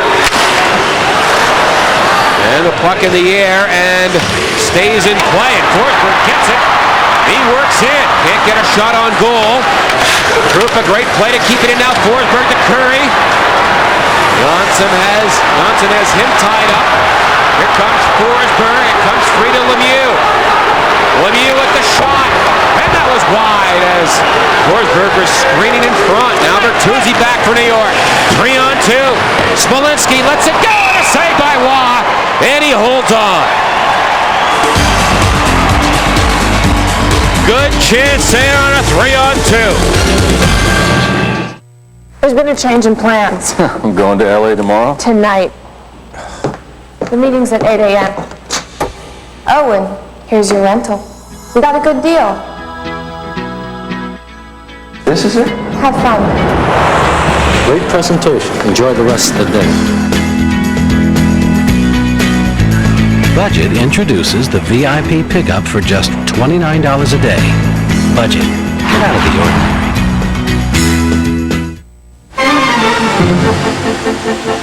Definitely make sure that you've got the sunroof shut. There's 1,875 gallons of water. There's 62 jets. I'm looking to make sure that the robotic seat is good and thick, no water leaks. It helps to be a human pretzel the way we crawl around the car. Well, you a little bit of this and a little backwards. Looks like this one's good to go. Well, sometimes if I've still got a minute or two left, I'll just lay the seat back like this, just kind of sit here and daydream a little bit. Tonight's Discover Card Payback Playback. Well, it's the goal that made this a game in the third period. Again, watch the feet of number 5, Gusarov. He does what he always likes to do, just cut down the pass, but this time, bad break. Both skates in behind Patrick Waugh. See his face, just look to the gods. A couple of Russians there involved in that one. I wonder if Chinov knew something. 8:21 to go. 2-1 the Avs in the lead. And off the drop foot. Up the wing. Palffy kept it in. Now to Reichel. And his pass in front. Through the goal crease. The Islanders still after it. Back on the line. Kept in by Berard. Here's Palffy to the boards. Back of the goal now for Gusarov. And he goes high off the glass and to the neutral zone. Berard, nice move at center. Trying to cut in. Oh, what a move! Oh, what a save by Waugh! What a move by Berard! Did you see that? He gets it again. In the slot, a shot. Tip as Palffy let it go. And cleared away. That was like a Bobby Orr move there by Berard. That was as slick as it comes. He came through the neutral zone and just beat a man. That happens so seldom in the league now. Just beat him one-on-one. Now you know why he won the Rookie of the Year award last year with moves like that. And icing called here against the Islanders. Woo. He made a play against, similar to this, against Scott Niedermayer, where he just beat him, flat beat him, one-on-one. You see, everything's perfect. He's got that little extra skating ability, John. You talked about it. Good job coming across by foot. He helped force Berard to not, just to take maybe one step farther to his right than he wanted to. No matter what, that was a very nice move. A couple of young superstars in the game. Forsberg, an accomplished superstar in the league. Now Berard, a wannabe. Keep doing that, you're going to be. Well, he's 6th in points among defensemen in his second year. That's not too bad. And nearly had a big goal there, but it's still 2-1 to the Avalanche. 7:05 to go in the third period. Green's pass to the Avs line, broken up. Denmarsh now for Sakic. In front of Lacroix, but the Islanders got back in. Janssen broke it up. And the puck cleared, not out. Oh, break for the Avs. But now they blow it dead. I guess they ruled it came outside the zone. I think they're going to say it's a hand pass by Sakic. Sakic looked like he was tied up with the man at the blue line. Well, following the game on Fox Sports News, Herb Levy apparently going to retire. A lot of college bowl games going on, highlights from the NHL.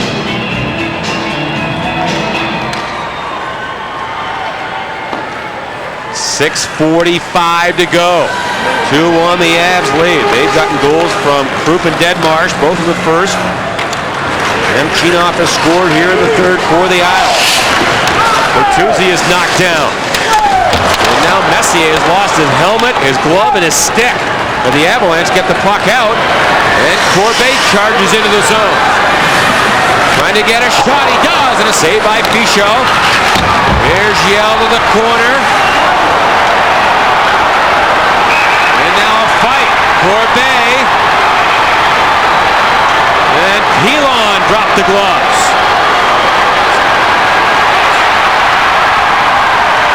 Pilon is a big, strong, thick guy. And you know what Corbett just said? The reason Pilon wears the visor, and he takes a lot of grief for it, because he does fight a lot. is that he got hit in the eye, and he's been ordered to wear that visor.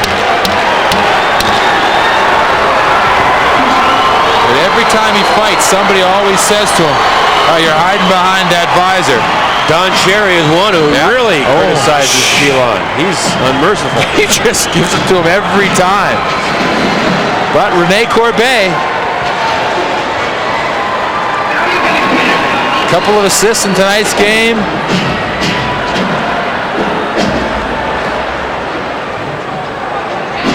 Corbet now has points in the last 3 Avalanche goals. The assist against Montreal, assists on both the goals in tonight's game.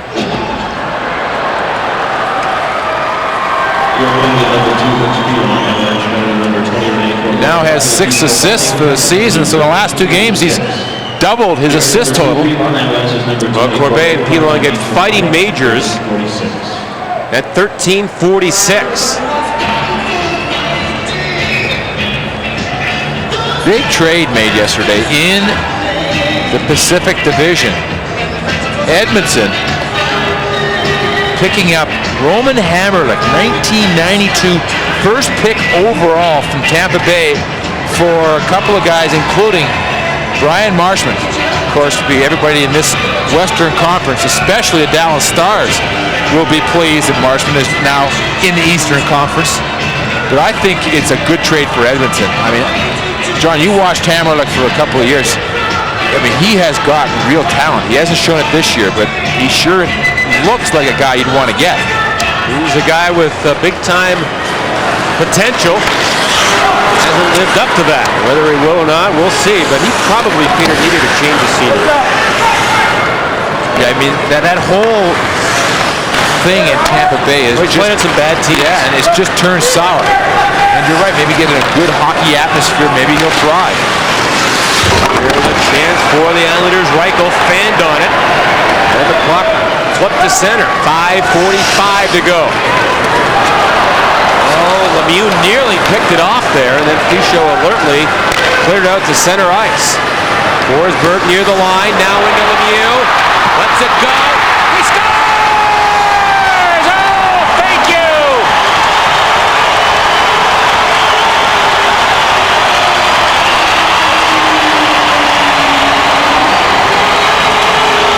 Now there's a strange one for Claude Lemieux. Of all the good chances that he's worked for tonight, he's exhausted at the end of a shift.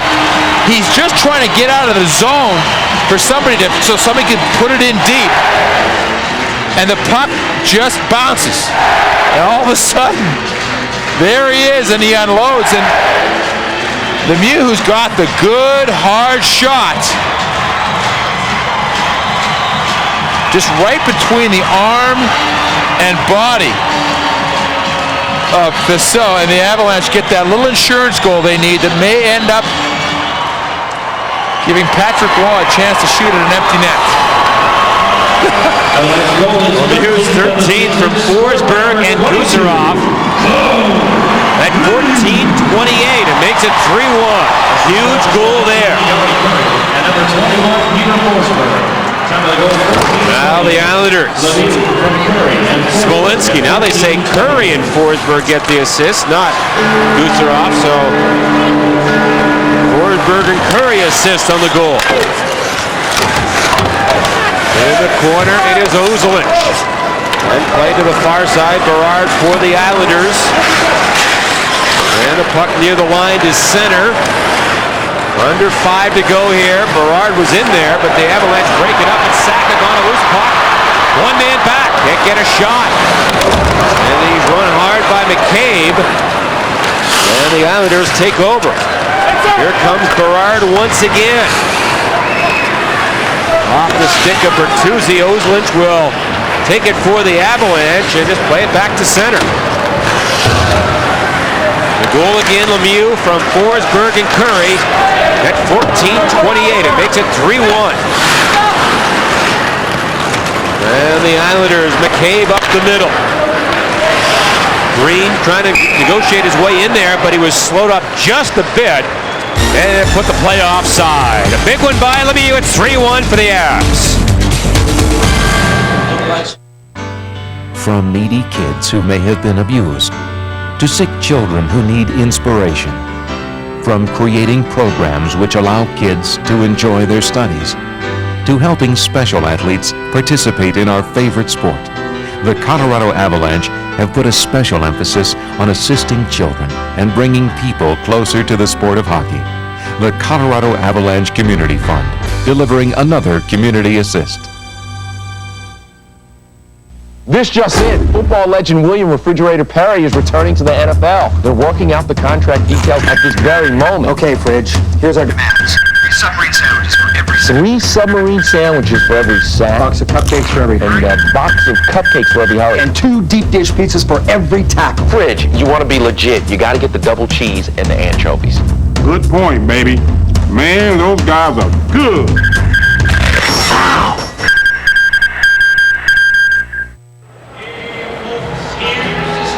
Hey kids, you can become the next Pizza Hut Fox Sports Rocky Mountain Kitcaster beginning in mid-January. Just stop by a participating Pizza Hut location to enter for your chance to ask an Avalanche or Nuggets player a question on television. 4 minutes to go here in the third period. The Avalanche with a 3-1 lead. As Donovan works the boards with Odgers, and they hold it for a face-off. The San Jose connection for the Avalanche. Of course, Donovan coming over for Mike Ricci. Odgers last year playing the Boston Bruins, but was previously the captain of the San Jose Sharks. He was traded for Al Iafrate, the often injured Al Iafrate, who comes back, gives some life to San Jose, and bang. Knee goes, he's out for another 6 weeks. If you saw Al Iafrate, you'd think you could run him over with a Mack truck and he'd get up and just brush himself off. He's 6'4", 235, but it's, unfortunately for him and the hockey world, he is always injured. Some players just have no luck in that area. Who was the former Bruin first rounder? Gordy Kluzak. I mean, a big guy, all kinds of skill, and he never got going in his career. Of course, Bobby Orr had his career cut short after 9 or 10 years. There's one that was a real crime, Bobby Orr. Bobby Orr had knee surgery that today would keep a guy out for 3 or 4 weeks. It wasn't handled necessarily the best way, and it just became a chronic thing. And eventually, now for Bobby Orr, he can't even play tennis, and he can't walk a golf course, and that's how bad his knees became as he tried to play through operation after operation. 3:35 to go. The Avs with a 2-goal lead. Trying to make it 5 in a row against the Islanders since coming to Colorado. As the Islanders, Johnson back in his own line. Tell you what, since the Islanders played a rather sluggish first period, they've been a very good team in the last 2 periods. It's been a fairly even game in the second and third periods. Especially, it seems, since that goal was called back. Ozolinsh had a goal in the second period that made the score 3-0. It was reviewed. Clem was in the crease. They called it off. The Islanders picked themselves up, and they have to be, the coaching staff has to be pleased with the way they've responded in the last half of this game. Although Forsberg was tripped up by Palffy, and that's a big call with 3 minutes and 2 seconds to go.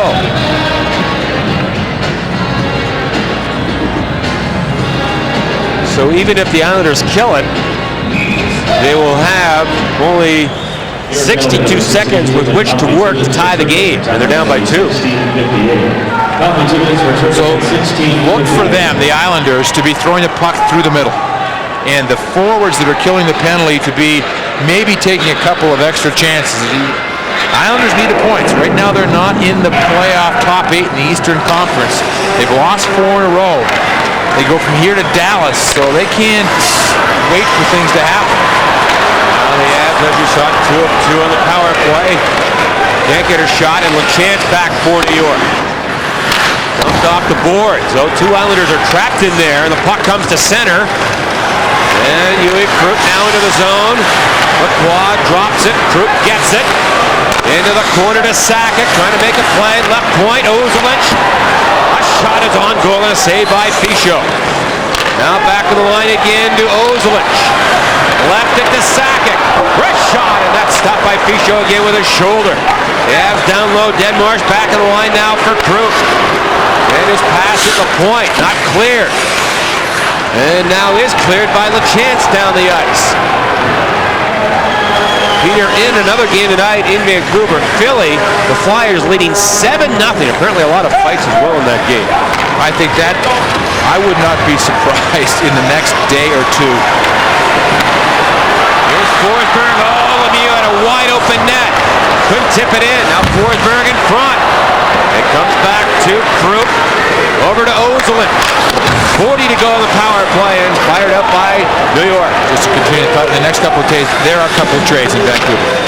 I mean, they've got to do something to get themselves a little bit right. I mean, they are now in the bottom. They're last in the Western Conference. Minute 25 to go here. The Avalanche leading 3-1. Curry into Forsberg. The late man is foot. Side of the goal to Curry. Back in front. Knocked it in midair. And a save by Fischel. Maybe one too many passes there. Yeah, but it was good. I mean, you're not being selfish. You're moving the puck around. You're up by a couple of goals. You don't mind seeing that. The guys trying to give each other a puck in the right spot for a score. Wow, it's 8-0 now. It's Philly who has stepped it up. I think they've only lost one game now in their last 10, including tonight's game. So they've got themselves going. How about the Devils just getting shellacked last night at home by those non-scoring Chicago Blackhawks. The Blackhawks got 4 goals in the second period, 1-6-2. Of course, Martin Brodeur was not in nets for that. Mike Dunham was net, and Peter Sidorkiewicz, who hadn't played, I believe, since '93 in the National Hockey League, was called up from Albany, did arrive by game time and ended up finishing the game for the Devils. Well, minute 10 to go here. The Avalanche with a 3-1 lead. And now Palffy is back on, so the Islanders back to full strength. And they might pull the goalie, Fischel. And if they do, watch Patrick Waugh. Fischel is heading off, and the Islanders dump it in. They go with 6 attackers. Foot around the boards, and the puck cleared to center. 40 seconds to go. And it comes back to Johnsson. Well, Peter, you called it earlier in the game. Here's Patrick's chance. If the Islanders will dump it in, he might get a chance. Here he goes. He's looking ahead, but no chance. Now the puck back to Johnsson, and a save by Waugh. And the rebound ahead to Odgers. Wants to get to the red line. He does, but lost it.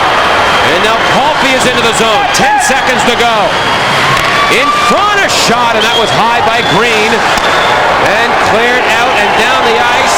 And that's going to do it. Great way to end 97. Win number 365 in his career for Patrick Waugh. The Avalanche, 4th consecutive game that they have had 1 goal against as the defense continues to be solid. Lemieux gets the only third period goal. Denmarsh's 5th game-winning goal of the season. That leads all Avalanche players. Time now for tonight's Total Diamond Shamrock play of the game. And with the Islanders turned into a tight hockey game with some hard work in the last 2 periods, Lemieux breaks open. His 13th of the season, his 30th point. The Avalanche now undefeated in their last 8 games, feeling pretty good about how they're playing. That ties an NHL high for longest unbeaten streak for the season. 8 games for the Avalanche without a loss. And a good way to end 97. Happy New Year, everybody. Happy New Year to John, and Happy New Year to all the people out there as we look for a great 98. The Avalanche win it. 3-1 our final. Happy New Year from Denver.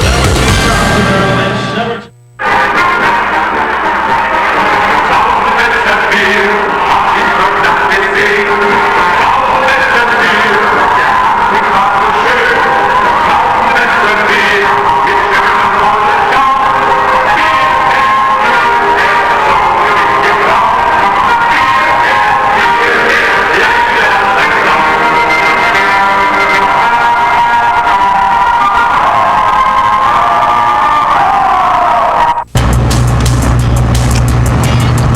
So I guess there's no point in passing him, right? I would, but as soon as I do, he's gonna make his move. So it's a trap. We can't solve every hassle you encounter on the road, but we're working on it. Introducing the Volkswagen 2-year no-hassle lease. No-charge scheduled maintenance, a super sweet warranty, and roadside assistance. Right now, a Jetta GL is only $199 a month with $21.29 due at lease signing. He's good. He's really good.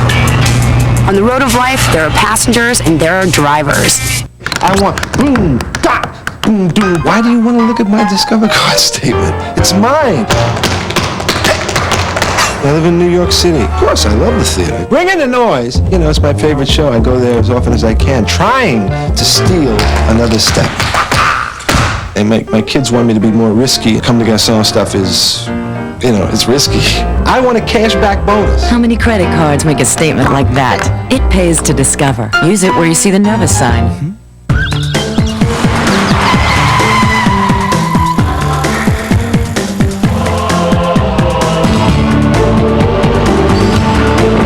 The El Nino hook it up tonight. And, oh, indeed, it was a good one.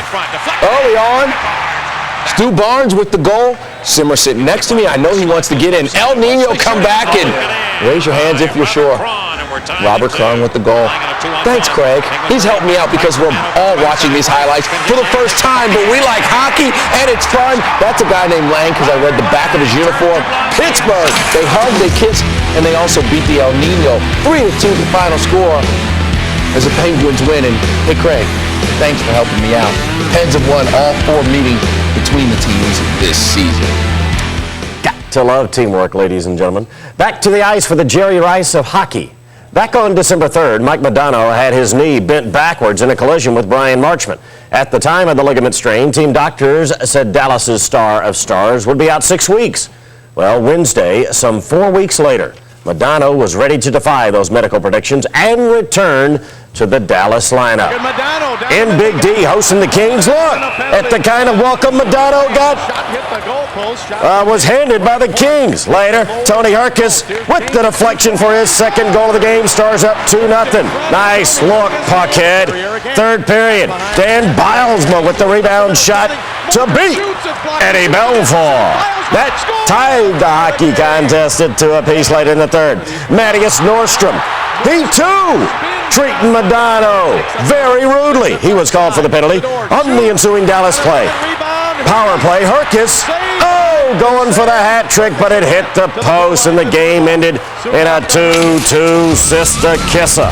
Kings remain winless in their last 10 contests on the ice against the Dallas Stars. They have not defeated that team since April of '95. Canadians, Flames, I know this one. First period, Valley Beret, stopped by Rick Tabaracci. But Shane Corson buries the rebound later. Darcy Tucker, and you can't leave somebody this wide open. If you do, there's a problem. Usually the guy scores. He does. Canadians beat the Flames 3-2 is the final score. The Canadians are 2-1-1 on their 6-game road trip. Right now we welcome Craig Simpson, our hockey analyst, in the New Year's Eve and New Year's mood, ready to celebrate. I think you ought to wear the logo. You know what? You guys obviously haven't seen the camera and see how foolish you look with this. Just keep it on the table. Hey, let's talk about Mike Modano back, and was it too quick? Or well, I think only Mike Modano knows whether it's too quick, but obviously you saw from the highlights he took a lot of hits, he took a lot of beatings, but obviously when something like this happens with the knee, unless it's a complete tear, the usual is just to say 4 to 6 weeks. So you never really know exactly when a guy's going to come back. Modano's young. He's always been able to bounce back from injuries. As I said, only time will tell whether it's too early. Obviously, though, he made it through this game, and he'll have an impact coming back to this team. Hard times for the Rangers right now. Let's Fox go in their game tonight against Tampa Bay. It is hard times. You know what? When everything's going wrong, it's so easy to point fingers. So I'm not going to point any fingers at all tonight. We've talked about the Rangers a lot. What I want to show you is focusing on some face-offs. Now, I'll show you here. Look at the Tampa Bay Lightning, a little bit worried about this one. Adam Graves is back for a shot, and you can see the communication going on. There's 4 Tampa Bay Lightning to the left there, all trying to get by this man right here. Langboom's got to take him. Now watch. You got a rookie centerman for the Lightning and Steve Kelly against Wayne Gretzky. Gretzky's trying to put his stick out to get things going. You have to keep your feet behind the 2 lines. Now Gretzky's going to get the calls. The veterans always do. Now watch here. Before the puck's even dropped, Gretzky goes across the dot early. He gets the perfect positioning, the quick little draw back. Adam Graves gets a quick shot. It's the way things are going. It didn't go in, but you can tell you get that little favoritism, and that's going to work out. Now watch this time. Paul Eisenbart comes in to take the draw. Now watch his left hand. Eisenbart knows what Gretzky wants to do. He's going to flip it over. You see right there? He wins it with the power going back against Gretzky. Now this is Pat LaFontaine. You can see the referee trying to back Patty up. Patty wants to go on his forehand to the boards to Tim Sweeney. Watch the quickness of LaFontaine back to the point. That's that little execution, that quickness. Sweeney gets the puck behind the net. And again, you get a good scoring opportunity off of a face-off. I've said time and time again, face-offs are so key. You look at those two players, Wayne Gretzky and Pat LaFontaine. Not big in size. They're not going to try to overpower anyone. They're going to use all their little techniques. They're going to use their quickness. And as I said early in that one, Wayne Gretzky's going to get the call. Now, the linesmen are supposed to keep everybody with their sticks solid and not moving. Gretzky times it out, gets into a good position, and he'll get those calls almost every single time, as he should. But again, the New York Rangers really going to have to find a way to start scoring some goals. All right, thanks a lot, Sim. You bet. Do you think a major shakeup quickly? Do you think it'll be a major shakeup with the Rangers? If it's going to be a deal, it'll be a big one, I would imagine. Yeah. Take your hat with All you, right, man. thanks. I'm going to run with that. Happy New Year. You just don't want to mess up the do, man. Digs that do. We are getting close to naming our top story of 1997, but first we have to take care of number 2, your second choice for the top story of the year, the Tiger, as in Tiger Woods. Tiger finished first in the PGA earnings for 97.